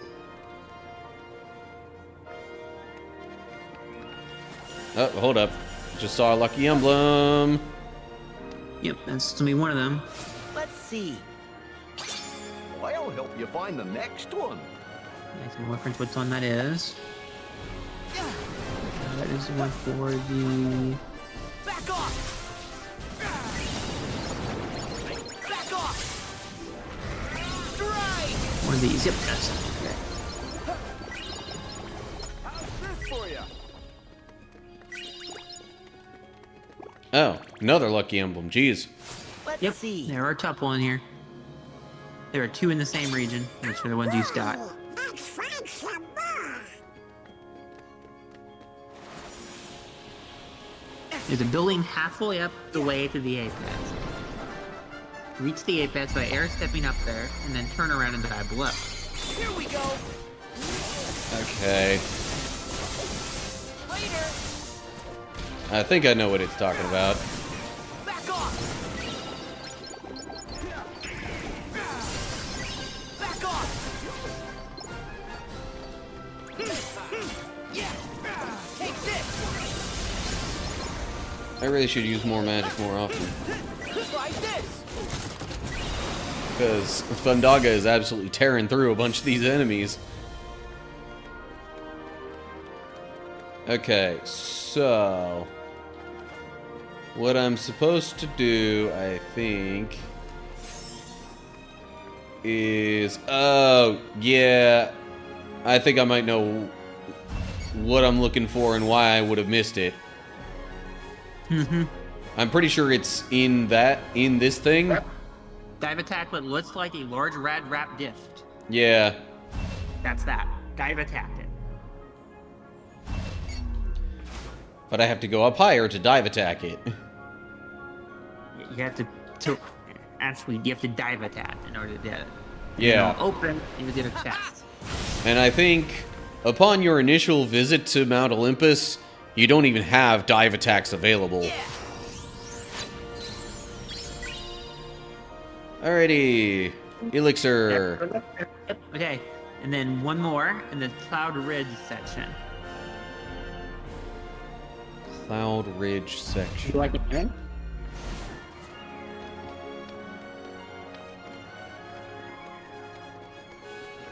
I assume that means not where I am. Are you in Cloud Ridge? Did you look at your save menu? Well, what is this save point called? Probably the Apex. Apex. No, Yeah. we want that. Here's your image. Also, hi Zeus. And there's another battle gate back here. Yep. Those are the 2 battle dates in Mount Olympus. And this Let me one's a get this difficulty of 2 information. stars. This one is a 1 star. Your main enemies are 2 giant rock heartless and the occasional weak adds. Focus on 1 giant heartless at a time. Yep. So it's 2 giant rock heartless. Okay, you said that's a 1? I see it as a 1 on mine. You see it as a 2. That's different. Yeah. It's a star. I'm gonna check it out anyway. We're in the same place on the map for reference as well. So it's just, at least in picture mode, so you're in the same place.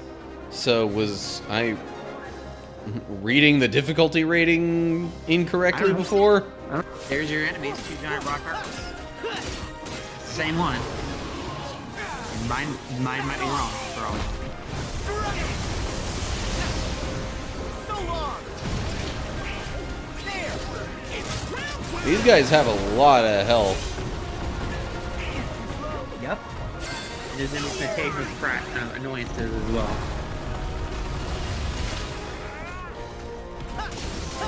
You keep both of them, and then you also have some occasional people and sweet things as well. Back at you. Also, 15 minutes to last. I should heal. Also, a shot lock is probably a decent idea, since I have a full focus gauge. Yeah. Yeah.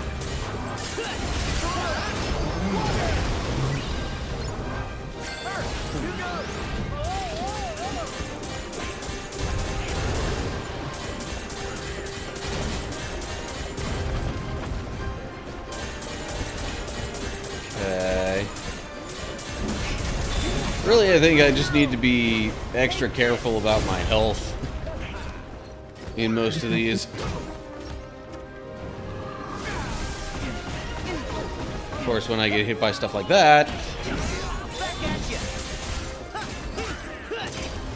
it's not exactly easy.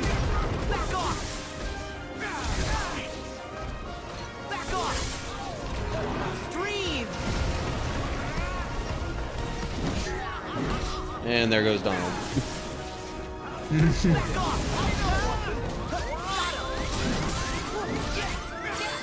Goofy, however, is still alive and kicking. You're not, though. You're a little... There you go. You're almost growling.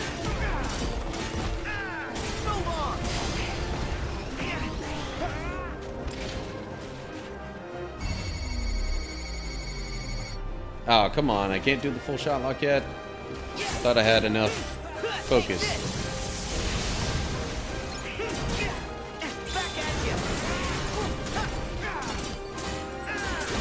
Ow. This is a weird camera angle. But I'm too busy attacking to really focus on that. Holy cow, that one just charge at me did so much damage to me. I need to heal immediately upon regaining my MP. Trinity Guard. I just keep him in front of me and then I think we'll be alright.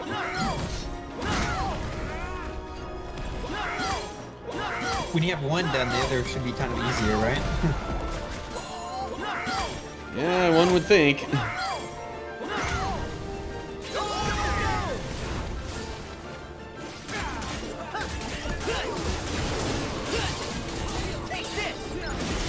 Thing is, by the time I have one down, the other one's gonna be like... it's probably gonna have most of its health gone, too. Yeah. Which is not bad either. Oh, I re-leveled up to 42 because, you know, that happened in the battle gate, which didn't actually happen. And that's why I told Donald was up as well. Because all those levels did nothing. Oh, Flare Force. Yes, definitely want to do Flare Force.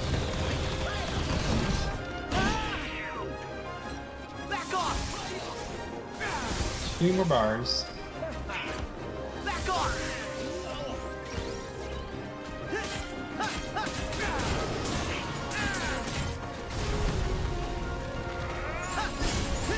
Last one. Nice. That's for MVP.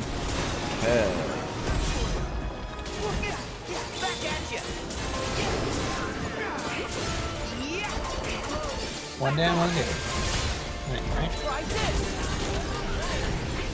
Yeah, and it's still got, well, it had just a bit under half of its health left. But now I'm damaging it like crazy.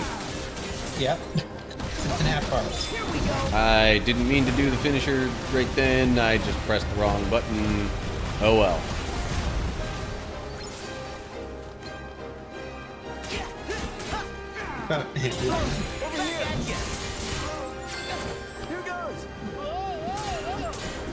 Alright, let's go, Herc. You might have to go to tip this one.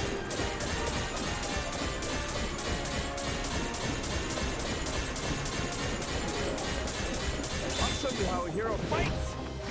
I gotcha. Boom. Hold up. Ooh.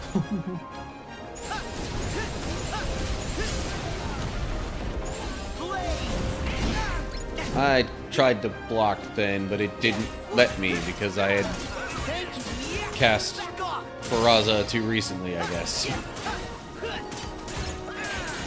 See ya. Try 1.5 bars. One bar.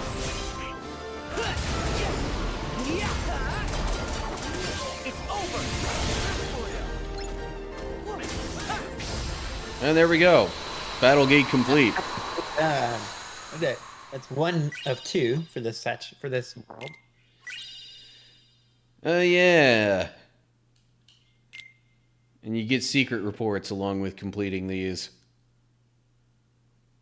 Is that the one more battle date, a few more the emblems, and one more chest? Yeah, and that other battle gate's the one that I already attempted. We'll do that. It'll happen. So the other chest, for reference, you saw an image I sent you. Okay, yeah. It's on as you enter Cloud Ridge, you find it. Let me save after clearing that battle gate. I'd like to change your spawning location. Would that help you? If you change your spawning location to somewhere else? It's not really that far off. Where can you spawn in at? The other spot would have been basically Hey, the storm is gone. That's okay. See, down around here, way up now. like by the corridor or at the entrance. This is Torador, and then this is the Cloud Ridge, and then the section you're looking for. Yeah, so I think what I need to do is I need to like go the other direction from the corridor save point and then like ride a rail thing. In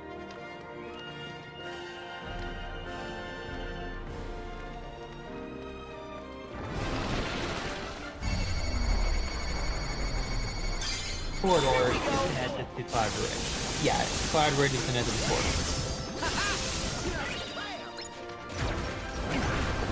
Back off! Back off! Sora, take this! Hurry! Here goes! And there are no more enemies left right here.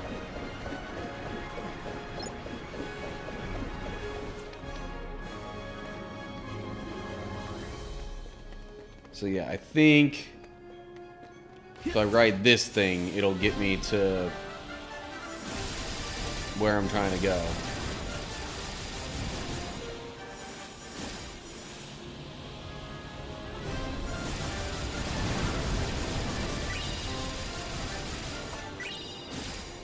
Just literally got to do some rail shooting.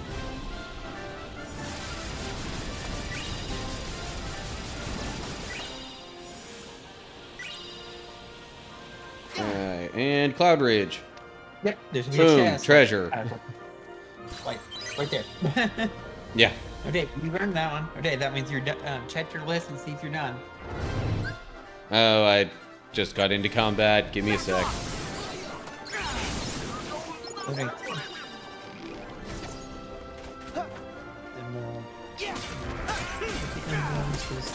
Yeah, it's over! We do have a little bit of searching here. While you're here, let's have some fun. There is one here. There is a Let the Implement Cloud Ridge. Oh yeah, it's right there. Check the clouds and see if you can see what I don't notice. What you can notice. It's out of place. Nice picture, Sora. Okay. Ready for the net? So check your list and see if you got all of the chests out of the way. Treasures. Yep. 32 out of 32. Perfect. Okay, so what the emblems? Let me send you somewhere. In this, so we got 2 in the Torador. No, you got 2 of the Torador ones. So you got the Torador ones. Yep. There's the Secluded Forge. Oh yeah, the forge. I'm waiting for you there if you know how to get there. And yeah, I think I actually just have to drop if you down don't, here, it can help you out. or maybe Remember not. where you found one beneath the steps in the corridors? And it's just ride the rail.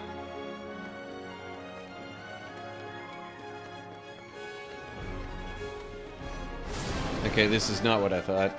Back off! Did we show you something? Back off! I'm back to the end of the corridor section. Okay. So long! You can find where this is.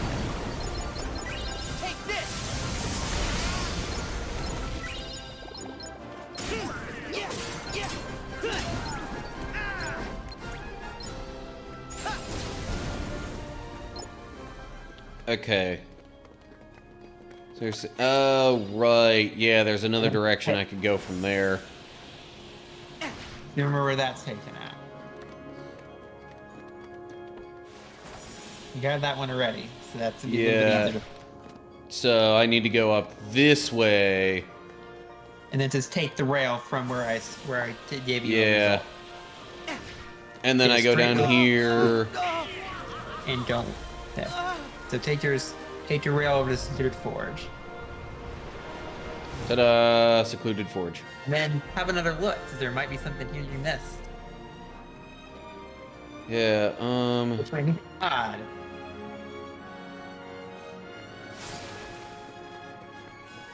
trying to look around for...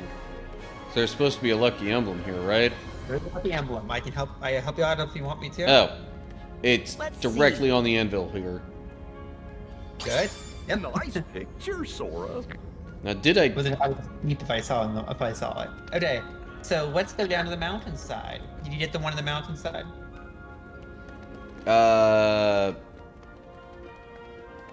Maybe. I guess I can look at the gummy phone here. So these are the ones I have. I went to number 8 for reference. So, yeah, I guess... sorry. No, I do not have that one then. The mountainside. Which means exiting the realm of the gods. Yep. But you're not leaving yet. You don't see them unlocked. You're missing something here yet. What, the battle gate? Yep. I suppose I could try that again. That's on the way out, I believe, as well.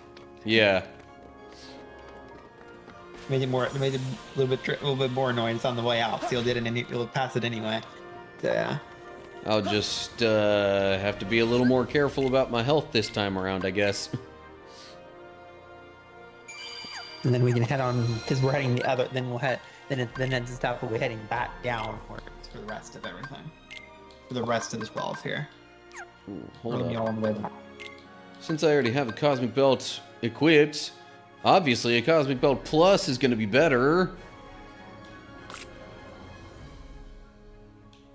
Okay. Think I've got a little more defense because of that now, too.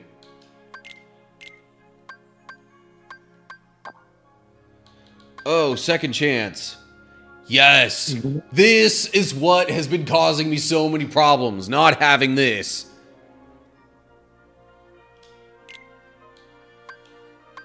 You can get it. Where do you get that from, I wonder?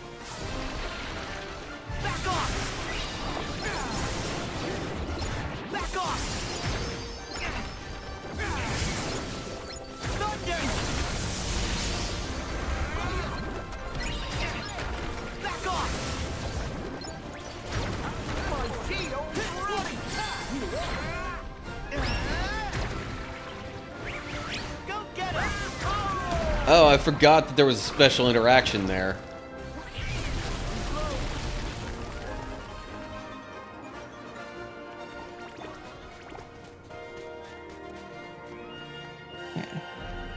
So, Alright, so. Leaving here, but on the way, I'll... Yeah, so... The thing But- is... before If we you were- do so,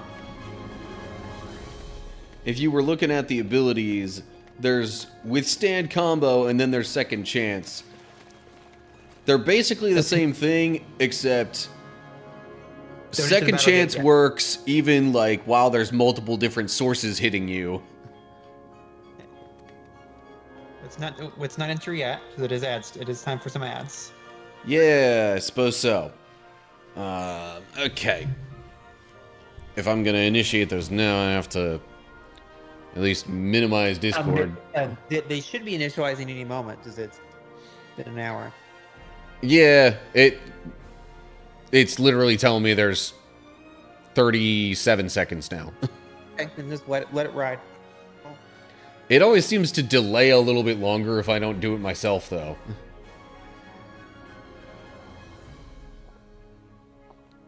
So I'm running the ads now. Okay.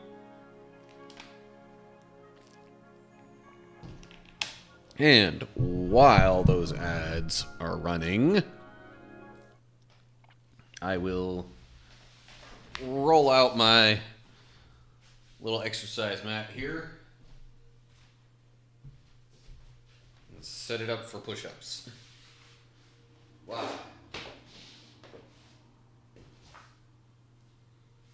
Also, those are coming off.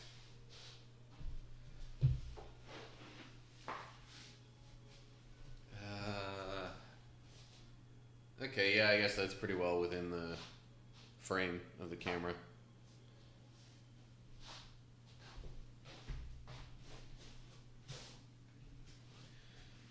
Alright.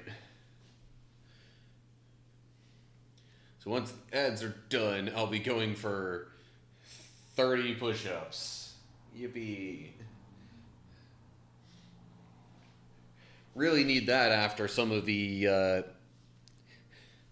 lifting bars full of wire spools.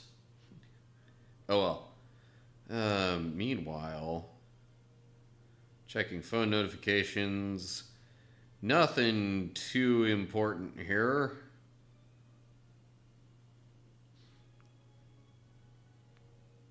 Okay. Yep. Confirmed. Nothing major on the phone. Alrighty.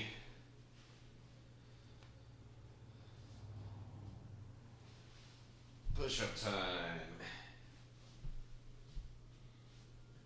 I'm almost wondering if I should try and do them in a more narrow stance like this.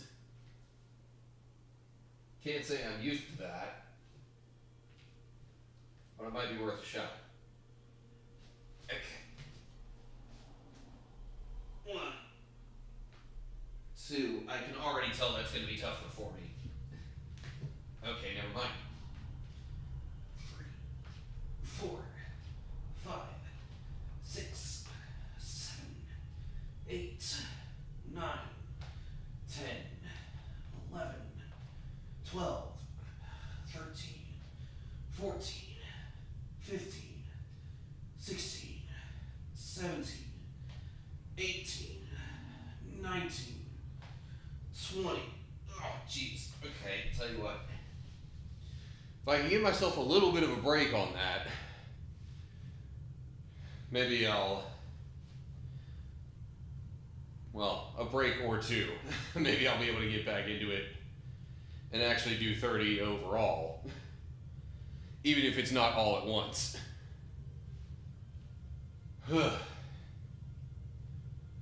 Okay.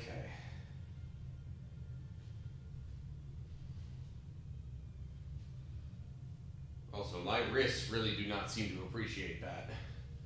I'm just saying. Okay.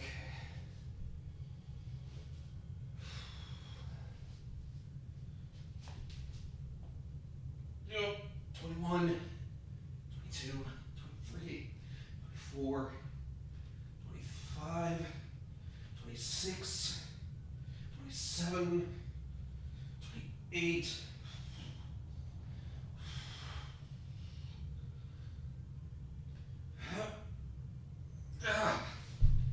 You know what? Close enough. Last one was kind of a half push-up, if I'm honest. Okay.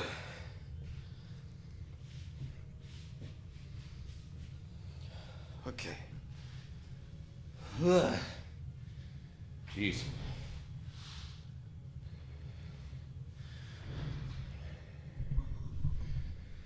Maybe one of these days I'll get back to being in some better shape for that. Alrighty. No more push-up message pin thing. Alrighty. Back to the game. Battle 8 time. Yeah. Alright. Shame my MP's so low. Do any of these things around here have MP for me? Seemingly not. Maybe the ones over here that are a different color? Nope. That's focus energy, I think. Alright, fine, whatever. See, that looks like 1 star to me. My list is saying it's 1 star as well. Yeah. But the other one showed 2 darkened stars. Mm-hmm.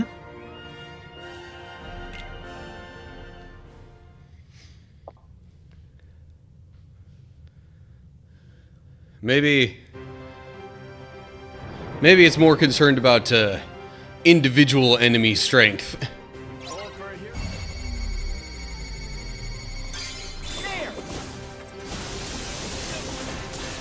Because the 2 major enemies it did have were indeed tougher. The suggestion here is to use magic mainly, magic and links and all that mainly. Yeah. Into the melee. For that reason. You need a hit. Okay, well, want to save a little bit of MP for when I need to heal. If you beat this battle date, you'll have level 43.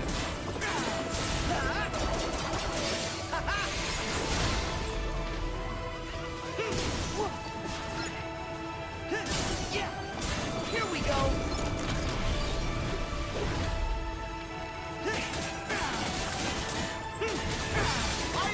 See ya.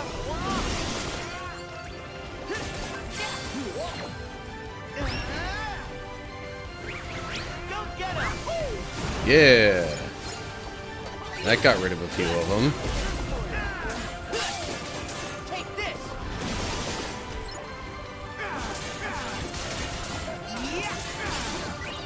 See ya.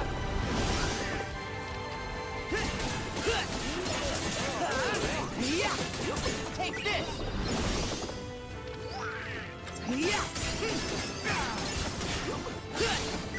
Come on. There. Well, being able to cast water magic here in a sec should help against the flame cores. Stream. Except it didn't actually hit any of them, I don't think.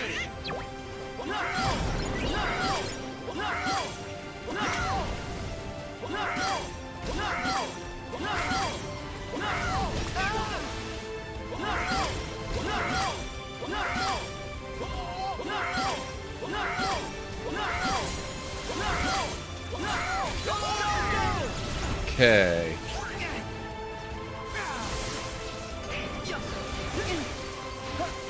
Whoa, I suddenly gained a bunch of MP there, but wasn't really in a position to use it for anything besides healing. Ooh, not on level 44. Goofy level 44. Oh, come on, really? On level 44 if you survive. And Goofy level 44. Here we go.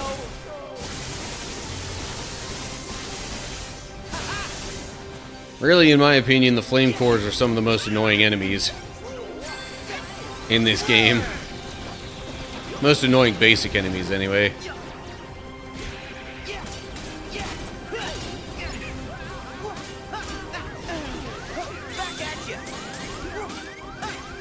And I have to heal again.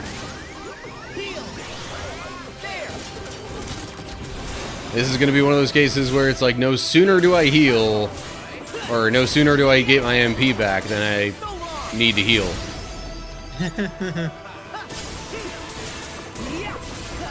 Ooh, okay, and level 44 for Sora, if you survive. Yeah, so 2 levels gained. Yeah, if you are able to get out of it. Yeah.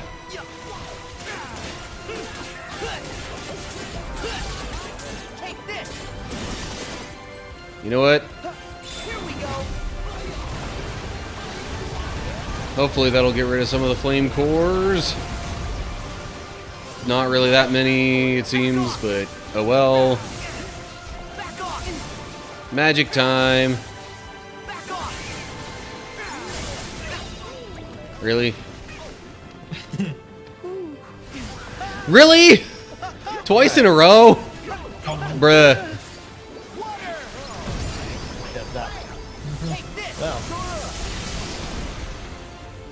Oh, heroic swing. Yes, please.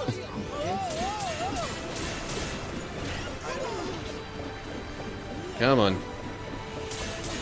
Like, let me hit something.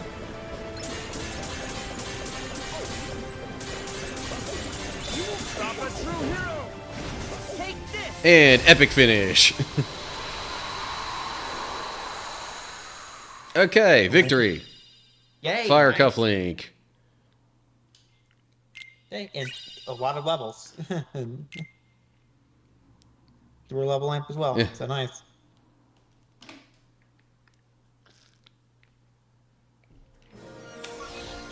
To the mountains that have not Olympus now. Then. Okay.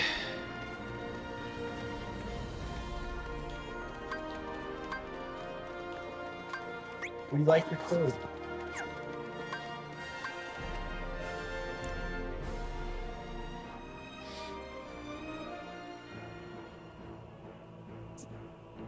So we're just looking for the lucky emblems now, right? Correct. That's all. That's all I have you looking for. Here's your clue.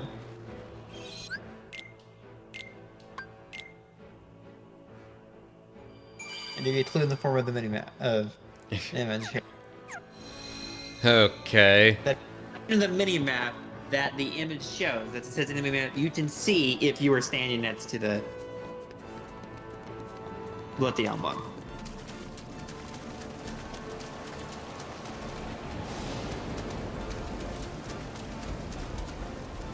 Yeah, I mean, Yeah, that's it's not very a whole lot dark. to go off of. And when those are very dark, made sure of you. Make sure it's a little bit trickier to find. And I'm now going to read you this as well. You know you're down high How did that enough that it Titan becomes dark survive and a stormy fall? and enemies appear. From all the Alternately, way up descend to here? the summit safe Wait, point until enemies you fought spawn. a Titan on the side of a mountain? Sora, that's amazing. I never mentioned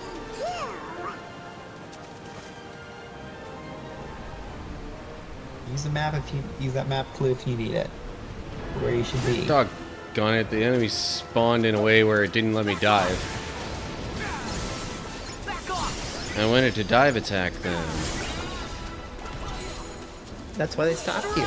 There's Donald bubbling up again. Okay.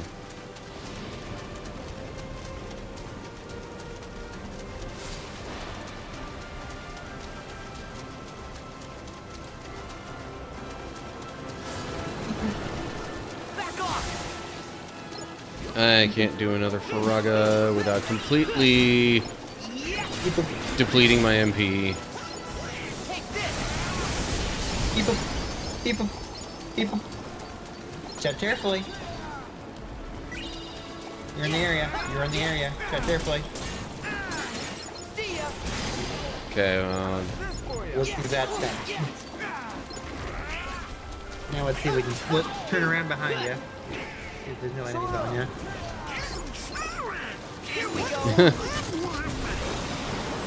and if it wasn't clear enough, Donald's all like, "Hey, Sora." You're in the right place. Well, maybe not in the tavern, but it's right above. If within it, where the cursor is on, where the T cursor is on the mini map. Oh, I see it. Let's see. I can see the entire image and still have trouble figuring out where it is. Buster Band Plus. Nice picture, Sora. Okay. So now we go all the way down, I believe, right? To the Cliff Ascent again. You have number 5. 2, 3, 4. Number 5 I do not have. That's what we're doing first, and that's Cliff Ascent. That's back down to Cliff Ascent as we're heading back down. Probably most of the way back down, because my guess is it would be before. Turn around and go, if you can, and go back to the save point, because it's going to be faster to save point switch on this one. You sure about that? Falling's pretty fast. We recommend going from the Adra save point. And the Adora save point.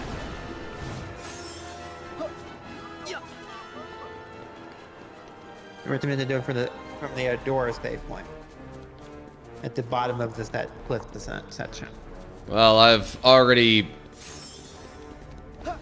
fallen quite a ways down, so I think I'm just gonna continue falling. Cause I am all the way at the bottom now. Nice. Let's see. Okay. Find the Adora.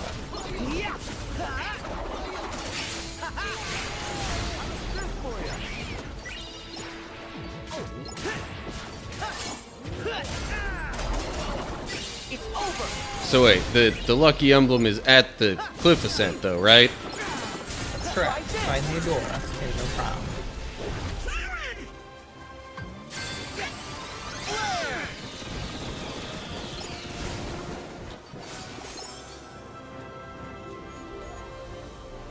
Part of the cliff ascent section. The Adora is what you're looking for, however. The what? The Adora, Agora.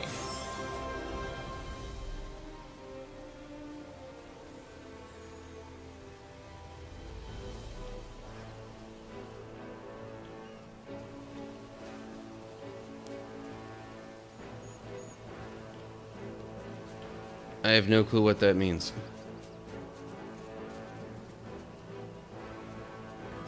Agora of the cliff's ascent.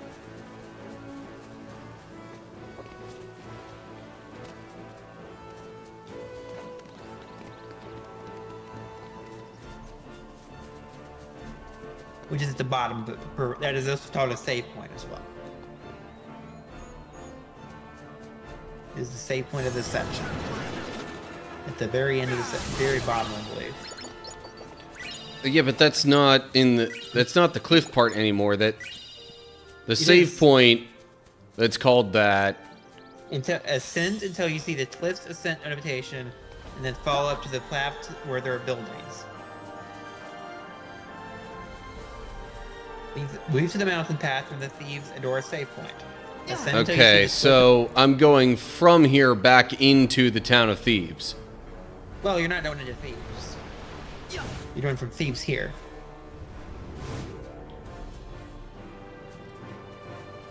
Okay, well, if I was going from Thebes to here, this is where I would enter. There you see some buildings somewhere. Find those. Buildings. Mm-hmm. I'm giving you what I'm giving you. Follow the path up to the left of their buildings. If you just saw the notification on the about being in the cliff ascent section. Enter until you get the notification, then walk.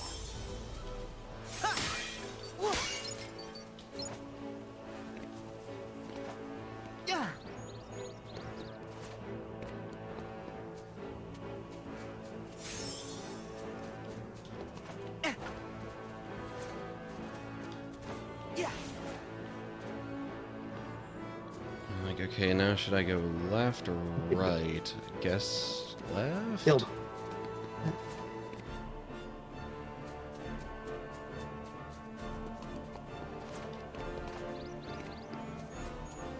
One building should be red and taller. Oh, hello. Let's see. Find a pillar that looks oddly like a Mickey Well, Mouse help you here. find the next one. Okay. There you go. Okay, now we're going back to Thebes. Go to the overlit save point in Thebes.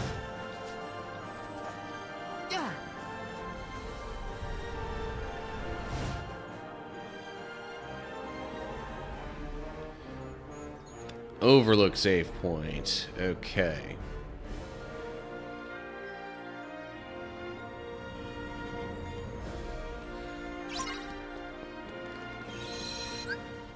Select an area. Overlook. Yes. Hey, Midwest Dungeon Delvers coming in with the raid. What's up, cool people? For those of you who don't know, my name's Matt, aka That Random Christian Gamer. Hope you're all doing well today. Ooh, hey, found a special figurine thing. Anyway. Hey, let's have a look around and see if we can find it. It's in this area. So, you find me doing some side questing in Kingdom Hearts 3, treasure collecting, lucky emblems, things like that. I have a loyal viewer on Discord chat with me, helping me find stuff.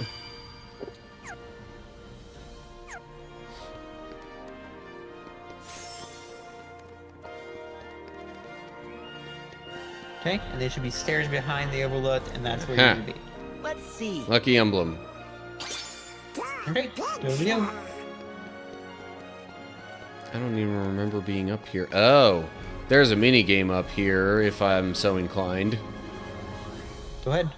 Have you got, if you got your photo, go ahead. Yeah, what's this one all about? See at the game. I gotta remember. Oh.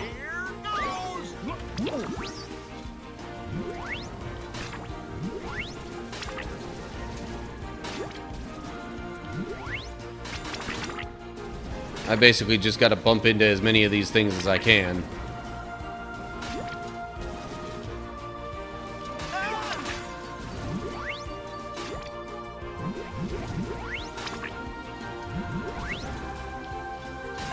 Okay, that's a real awkward spot there if you don't hit the arrows.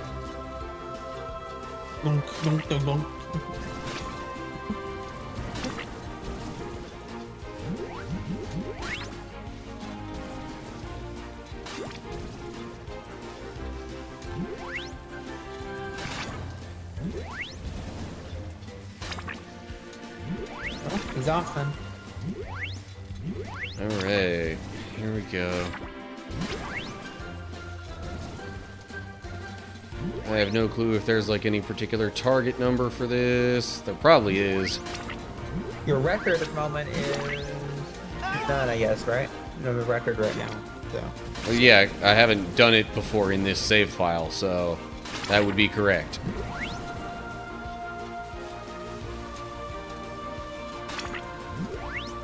Where am I going? 8, 7, 6, 5. Okay. Hey. Anyway, Midwest, thanks for coming in with the raid. Appreciate the lurk as well.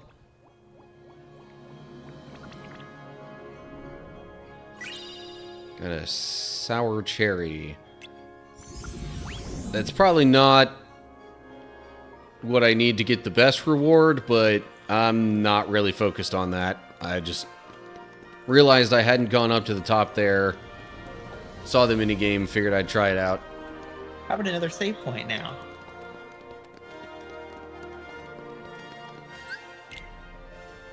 Well, I'm gonna save here first. Yep, and you're gonna take another save point. Go to the save point I recently mentioned.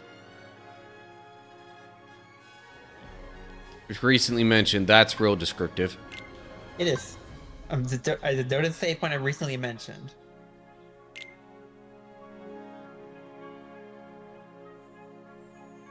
Okay. And have another look around, because you might have missed something. Yeah. Again, your first visit to Olympus, lucky emblems aren't even a thing that you know about yet. Based on what I'm looking at. Like, you don't have to leave your save point area.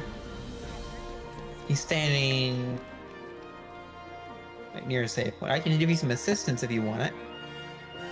Just show what's around for me. Not you can walk a little bit, but I'm saying like in this area is gonna be your reward. What's around, I will tell you if I see something important. Nice painting. There's a nice painting on that wall. And is there a nice painting on the other wall as well?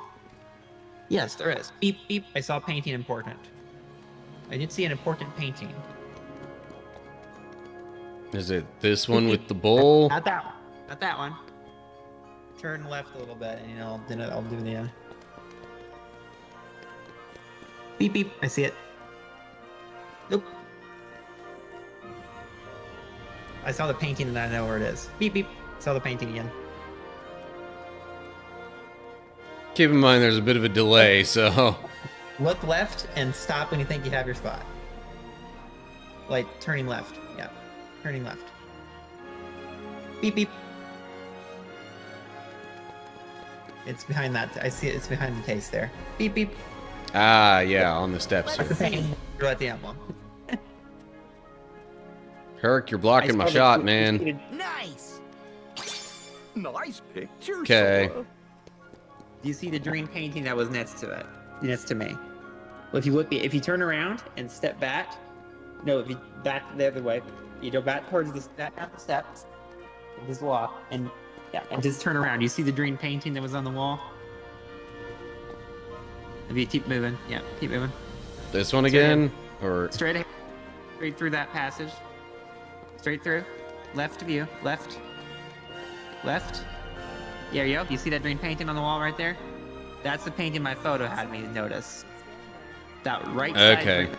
painting in green. That was the one I was using as a reference for where the spot was I'm looking for. Okay. The bit olive for the Darden save point. Head through the bit olive to the path filled with rubble. Last time you were here, it was on fire. So to the Darden save point.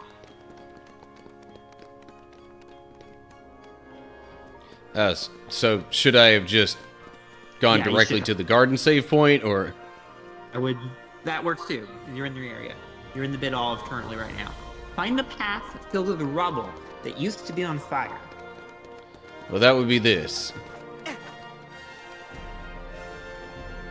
Find the path currently filled with Oh. rubble, and you'll find Hello, a reward. lucky emblem. Find a reward. There we go. Is that the last one? Nope, one more. From the overlook save point, after running over some house roofs, find an overlook. Back in the overlook area again. That's a little bit annoying that it would... It's in the number 1 is in the overlook. Yeah. This might be a good spot to find some I ingredients. don't care about finding ingredients right now, Donald. Overlook. That's a save point for reference. If you find yourself the nearest save point, you can teleport. Hope we find some ingredients. Yeah, I around might here. just... If you know where your nearest save point is, you'll find a teleportation. If you don't, there's a Yeah. house for reference. In a sense, the map looks like a house when you're near the overlook. Is what I noticed. Which I can tell you're not doing the correct direction, I believe. I bet we'll find some I ingredients. don't. Maybe you around are, but I don't think so. You are not. Yeah, I'm heading closer to the garden save point right now. You want to turn. You're doing a U-turn, so you're going the right way. Yep. You looped, so you're going the correct direction. And then a nice long walk from here, unless you want to save point. Oh, wouldn't you know it? Here's a save point. Yep. It's a net save point to the right still, so it'd be more pathway before you get to it. Okay, but should I just go from the overlook save point? But I've been told. If coming from the Thieves' Overlook, after running over some house roofs, you will find a giant statue with a shield. There's an area there. And have another look. Okay. If running over some house roofs, there is a giant statue with a shield that you found Look I just how at a high up previous we point. are. And have another look when you reach that area. Treasure scouts. If you run over some house roofs as you after running over some house roofs. There's a giant statue with a shield.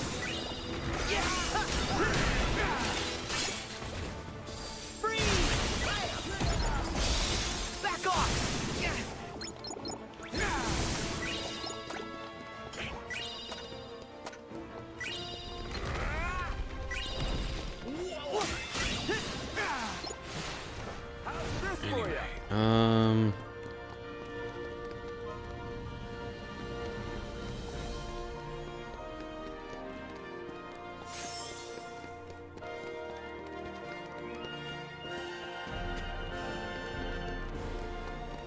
Where's the spot where I would potentially... Ah. Okay, well, here's some rooftops. Okay. Find a statue with a shield. There's a giant statue with a shield. Giant statue with a shield. You may find yourself a giant statue with a shield. Maybe this one? If you dare, have them drop to the floor, because that's where you're meant to be. Drop to the floor.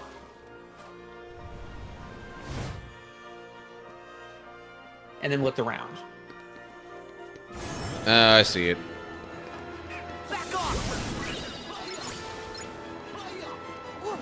I just probably want to do this fighting first. Okay, that's weird. The enemies just sort of decided to disappear. Let's see. Okay. Ooh, I got a strength boost. You're done with it. Nice job. We're done with Mount Olympus. Hooray. Alright. Oh, geez, I have 3 AP boosts, too. Didn't realize that. Do you want to do something else, or you're going to do another section? How much time do we have left? 20 for the hour. That. So 33 minutes till the 28 minutes till the hour, right? Like half an hour. We could do a little bit we could try to see if we can finish up today on the other thing. On the other thing, meaning... Oh, I had to... Okay. On that one. I remember all the other ones. Alright, apparently should have backtracked. So your safe one was. Okay, well. Saving. Would you like me to send you these pages so you can have them? Now, I mean, like, they look very similar to pages I had saved before. Yeah, and that I think I still have bookmarked in my browser. I just bookmarked the ones as we need them, and so you want to send these to you or save them with me or what? I mean, I guess it doesn't hurt. I just don't know if we're going to do this the same way we did with the other two names and do side questing this every week until we finish all the chests or something like that, or if we're just going to do them occasionally when we need them. I'm sorry, I kind of lost what you said there for a sec. I don't know if we're going to do like we did with the other two games, how we did many weeks of doing Kingdom Hearts 2 and Birth by Sleep and Dream Up Distance and knocked out all the chests and all that stuff. Or if we're going to do them occasionally to level up and then be done. Yeah, well, I don't even know. We're not gonna do if we're gonna do what? If we're not gonna do it again, if we're gonna do another week, then I'll save them. I mean, I might want to do some more next week, just before I would get into the DLC then, but... I will save them then, so we can do them next week too. Okay. I was trying to get a gauge if you want what your plan was on that. Right. And then we choose the folder so it's in the right place. I mean, you do one little thing and you switch stuff and do all of your things. Okay. I guess I will, rather than start on another world or anything like that, I think we'll just boot up some Power Wash Sim and... Nature's Fetch category over as well. Yes. There we go.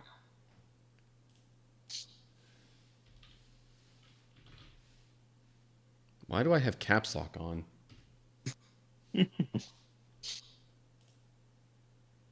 No, Why did it hit the thing for Power Wash Sim 2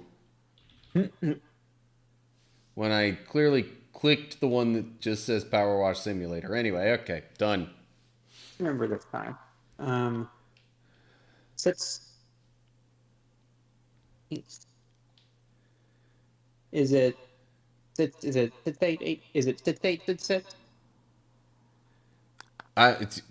Sorry, you came across a little broken up there. Is it sits eight? Sits six?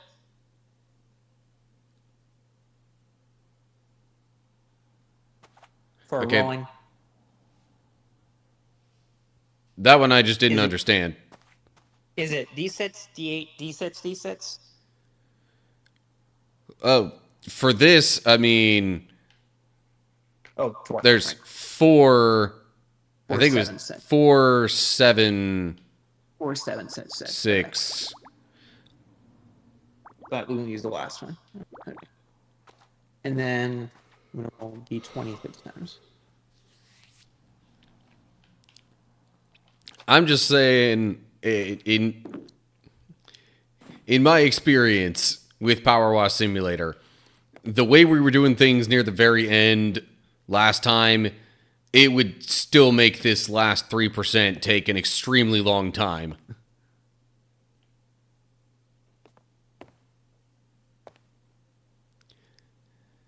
You know, where there was also all of the going back through the list.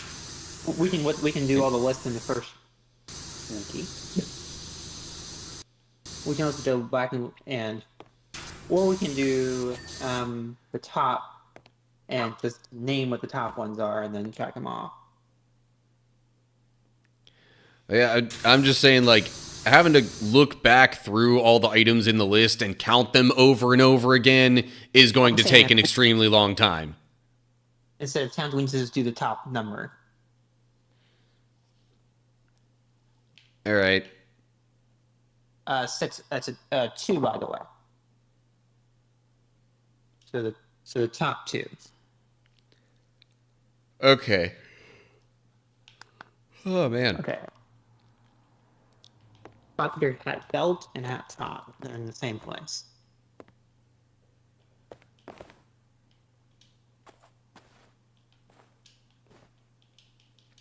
Come on. Why? There's so many things in this game want to practically force me to use stools and ladders and the like. Okay, that is all considered the belt. Gotcha.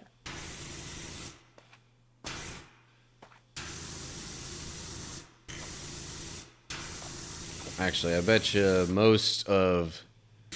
There we go. Like, I bet you most of the dirt on there is like that. And that top is the other one. Which is this part. Part that makes you... That might make you think of The Nightmare Before Christmas.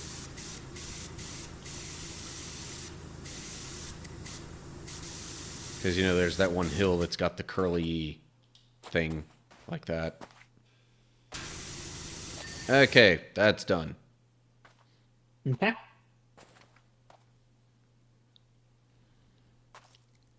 Three, 6, 6, 2. 3, 7, 2, was it? That's 6, 2. 6.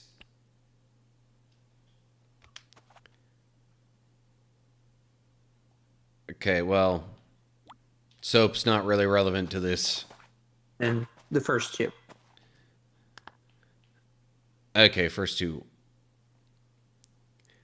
And I guess we're gonna do it by, like, sort of item category.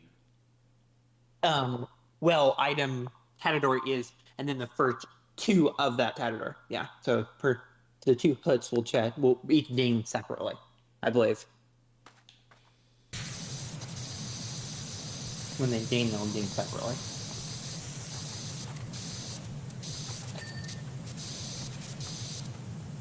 Unless you need them both off the same both. There's one.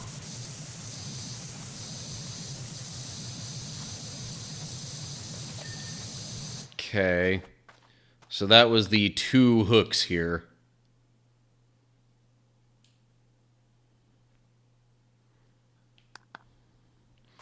Am I doing the lanterns too, or am I waiting for another randomization of 4754. 4, 7, and the soap doesn't matter. And then the first 4. So all 3 of the lanterns, and then whatever the next one is.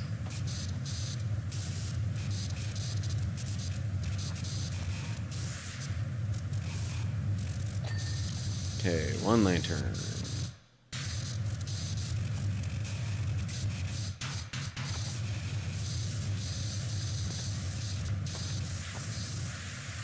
Two lanterns. 3 lanterns. And then... That we've done that part.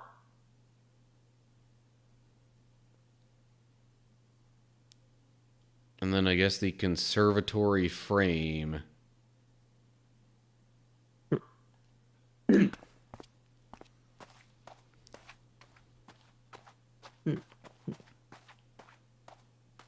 We should be good with Discord now that we've done. Yeah, I suppose in theory this could all be communicated just in the chat now. Yep. Alright, well, I appreciate the help with finding stuff. Yeah. Not too bad, at least.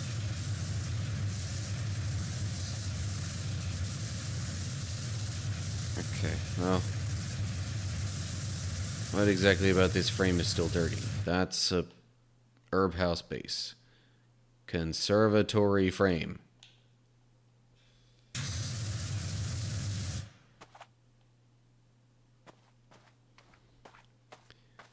Yeah. Do disconnecting from the Discord call. And I'm just gonna go ahead and close that on my computer now.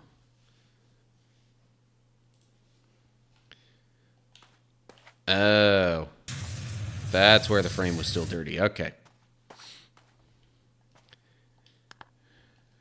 Next randomization. 1. 1. 5 doesn't matter. 3 items.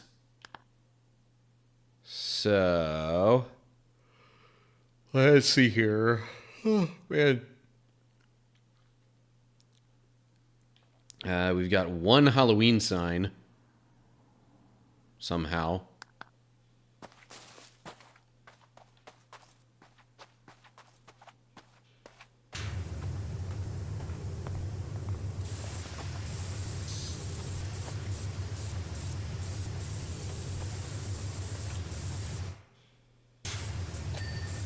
Okay, and then 2 of the herb house bases.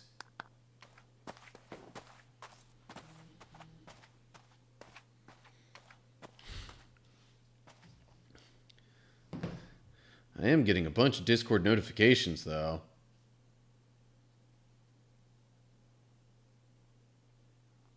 Right. Okay, well, Discord notification was for something completely unrelated that I don't think is particularly urgent either. And those were 2 of the herb house bases. Okay, next randomization. Other notifications I was getting on my phone right there were fantasy football related, because there's a game going on. There's an NFL game going on tonight. 3, 4. And I have players on my fantasy team in said game. Other 2 herb house bases, which are these 2 right here. And done, just like that.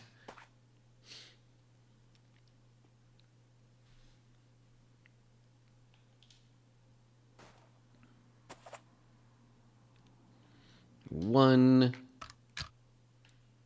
4, 2, not that it matters. 3 items. Which, okay. Herb house, dome window. And then we'll have the frame and 1 chimney pot.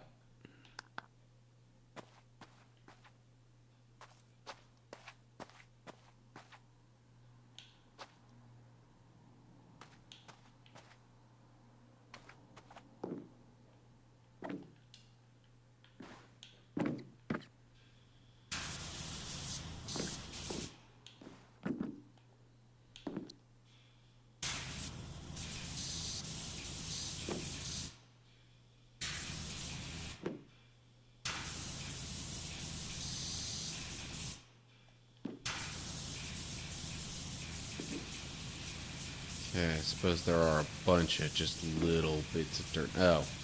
And some not so little bits of dirt around here.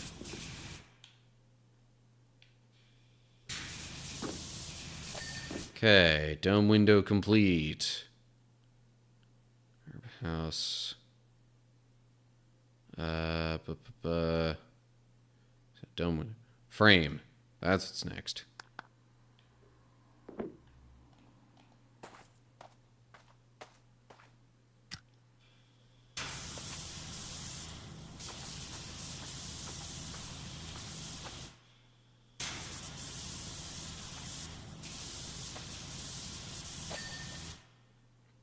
Okay. There's that. And then house chimney pot. Ah, okay.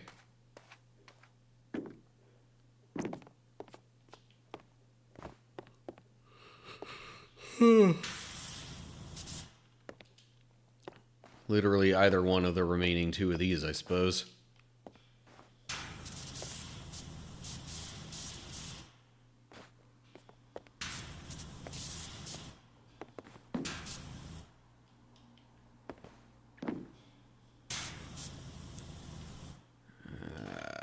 Doggone it.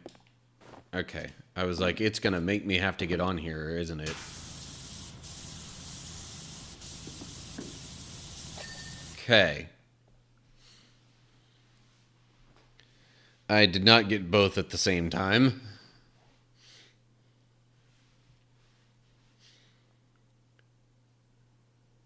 Alright. 4. Still that one. Soap doesn't matter. 6 items.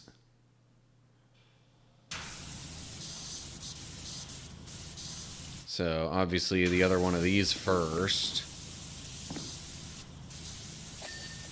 Okay, so that's 1. Then these next.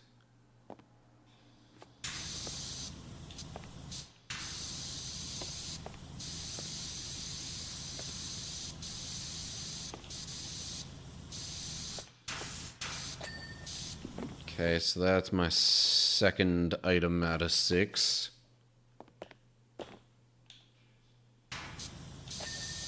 Third. Okay. And then these 3 window frames will be my final items before getting another random set of power washer settings.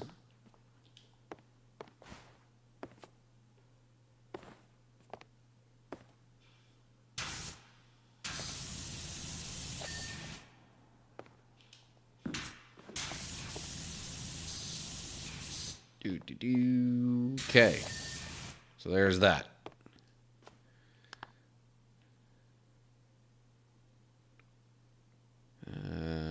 Okay. I will start with some house eaves. 3, 2, 3, 4, 5. Oh, geez.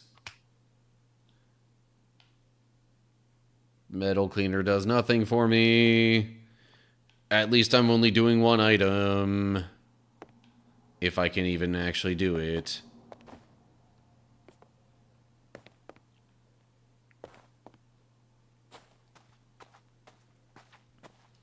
Where exactly is the item I'm looking for? Oh.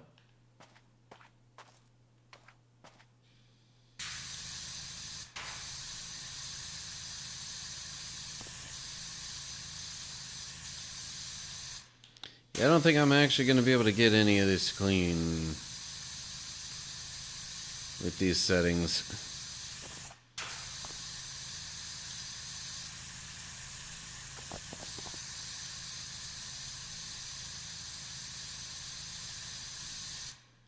Okay, so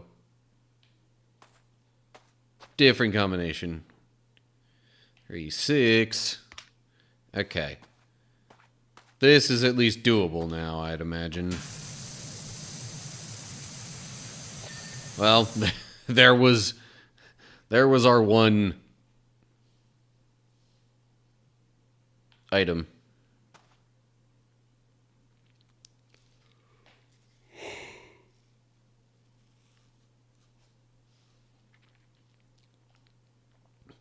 I mean, we could, if we wanted to, just, like, completely ignore the soap nozzle.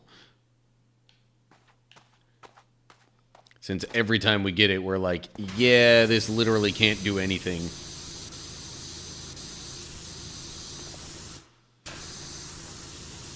At least not without actual soap usage. Okay, there's one.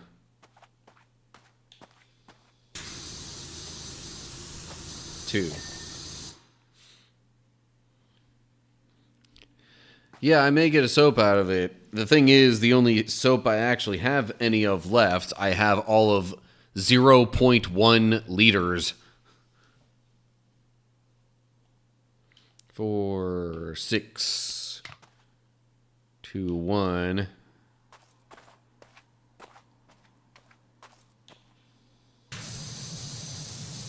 Ugh.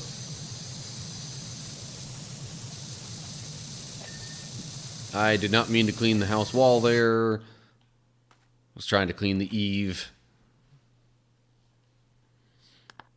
Of which I still have 2 remaining.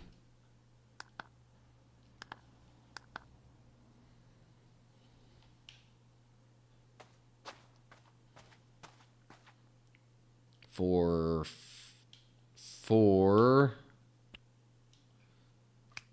6, 2. Okay.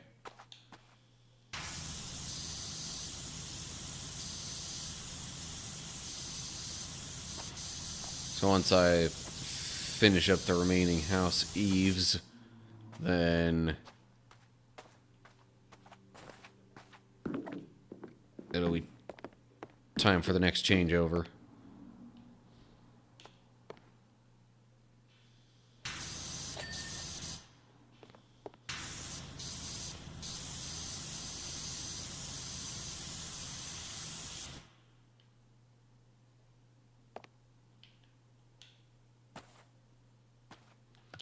Where is the dirt on that?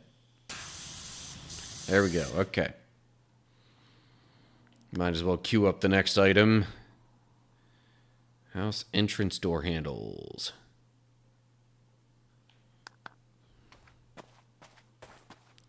2, 2, 4 doesn't matter.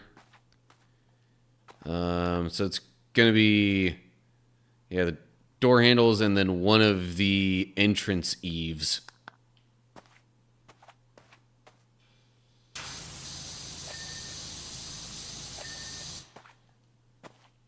Entrance eaves.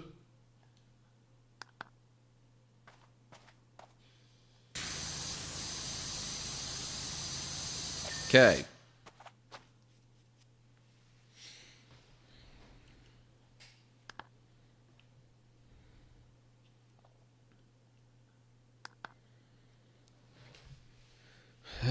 One, 7.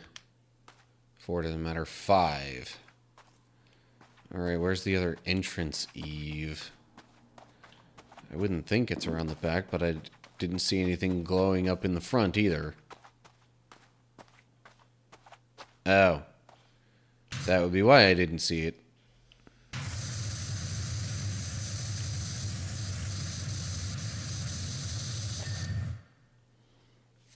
Okay, so that's one.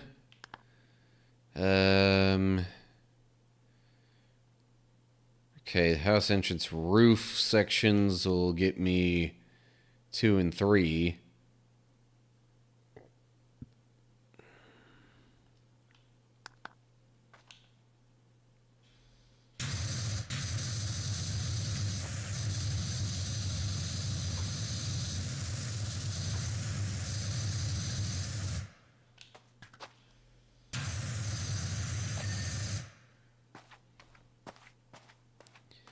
Yeah, it seemed to me there was still quite a bit of dirt left on that. But I'm not gonna argue with it making me take more, or, yeah. With it not requiring as much time of me, let's put it that way.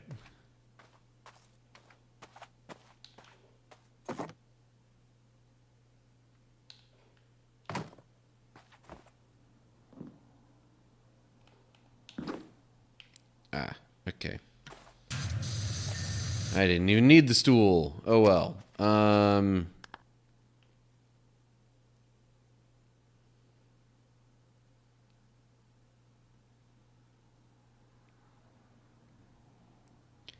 I think... yeah. Okay. House feature window frame. Okay. I mean, I know there was one other thing that I got a ding on earlier anyway, so... I'm not really going to argue. Oh, this. And it's the frame that I'm trying to clean. Yep.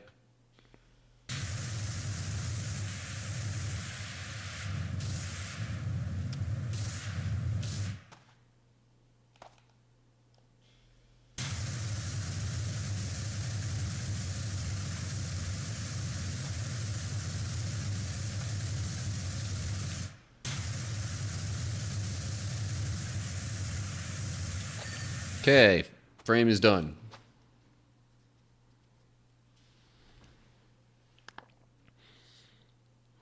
Next will be the large trims. Hold up. 3, 7. Soap is irrelevant.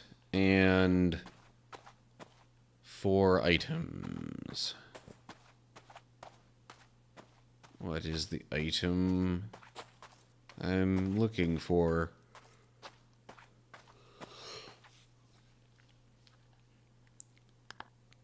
That was large trim. Oh. Trim, yeah.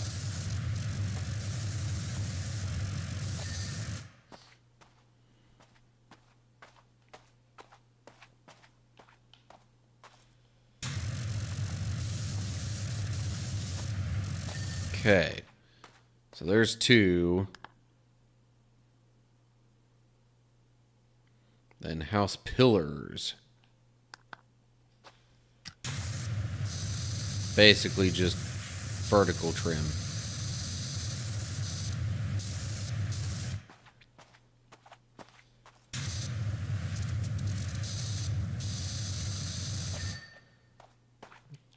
Okay.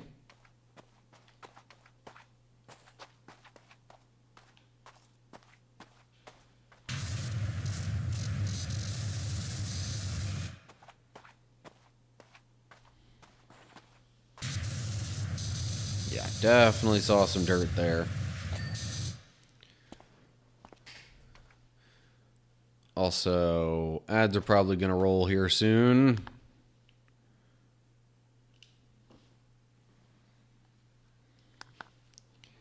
Uh, 2, 7, 3, 4. Okay.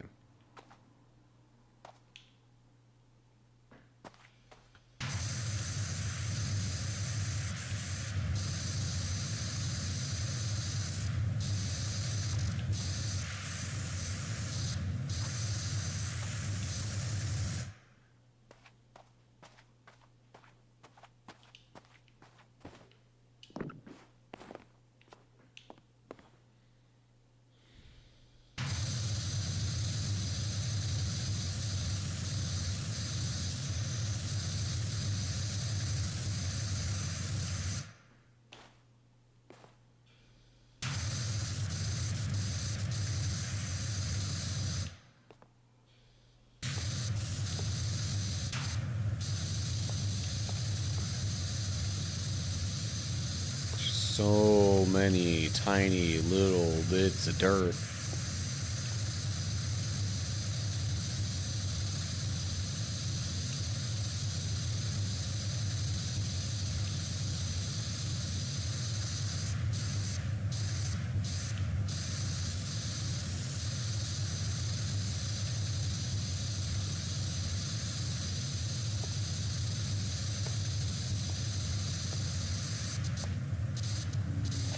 Alright, there's one roof.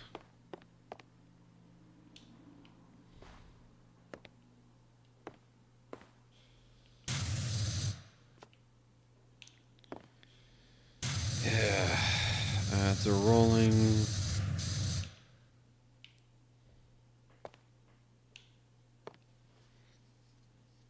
And I think not long after the ads are done, I'm probably going to wrap up the stream. Mostly, if I'm honest, just because I'm tired.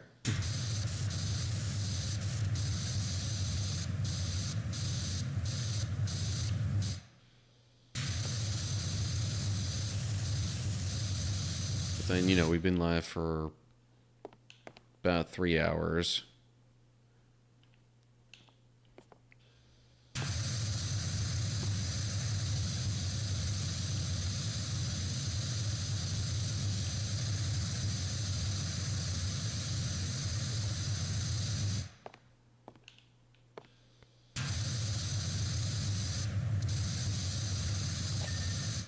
Okay, so that takes care of the 2 roof pieces. Wait.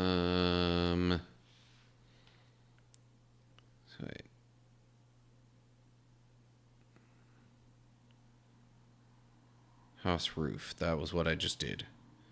Okay, so I need to get the roof ridge and side door.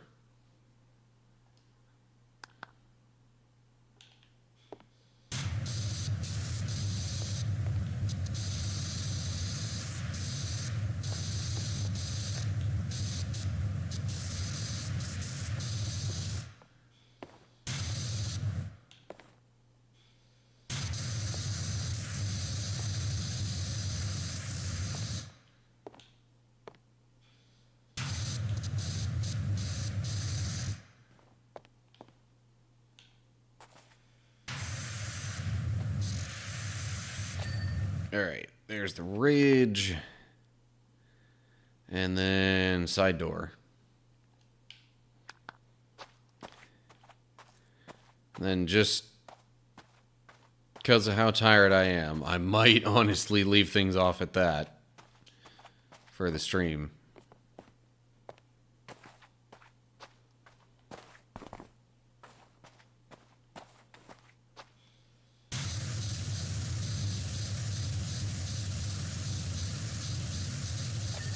Ding, door's done.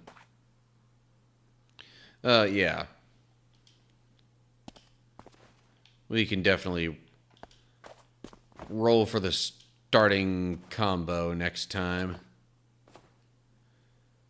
Now the next item would be the frame there.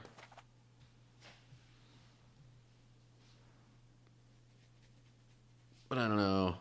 I mean, maybe with quick resume settings, it'll still remember that being highlighted. 3, 2, 1, 4. But, yeah, not doing 4 right now, because stream is ending. Okay, then. Well, that is going to do it for me tonight, everybody. How about raid? Sure, we can raid Warrior of Light.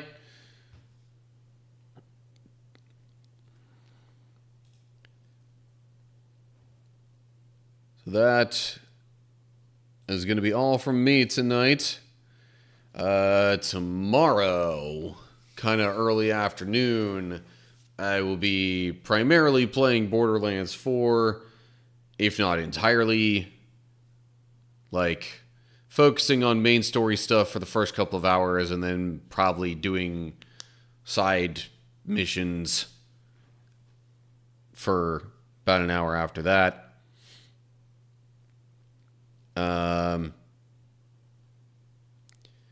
Next Thursday, the Bible study will continue. We'll be starting off the book of Ezra.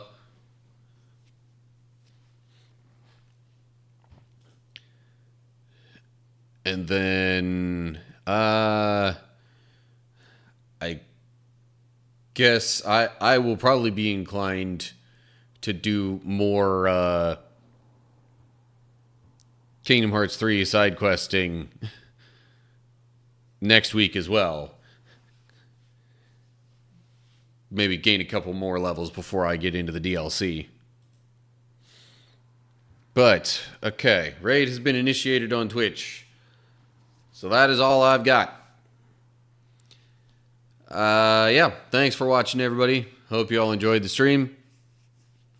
Feel free to check recorded video stuff on YouTube in between streams.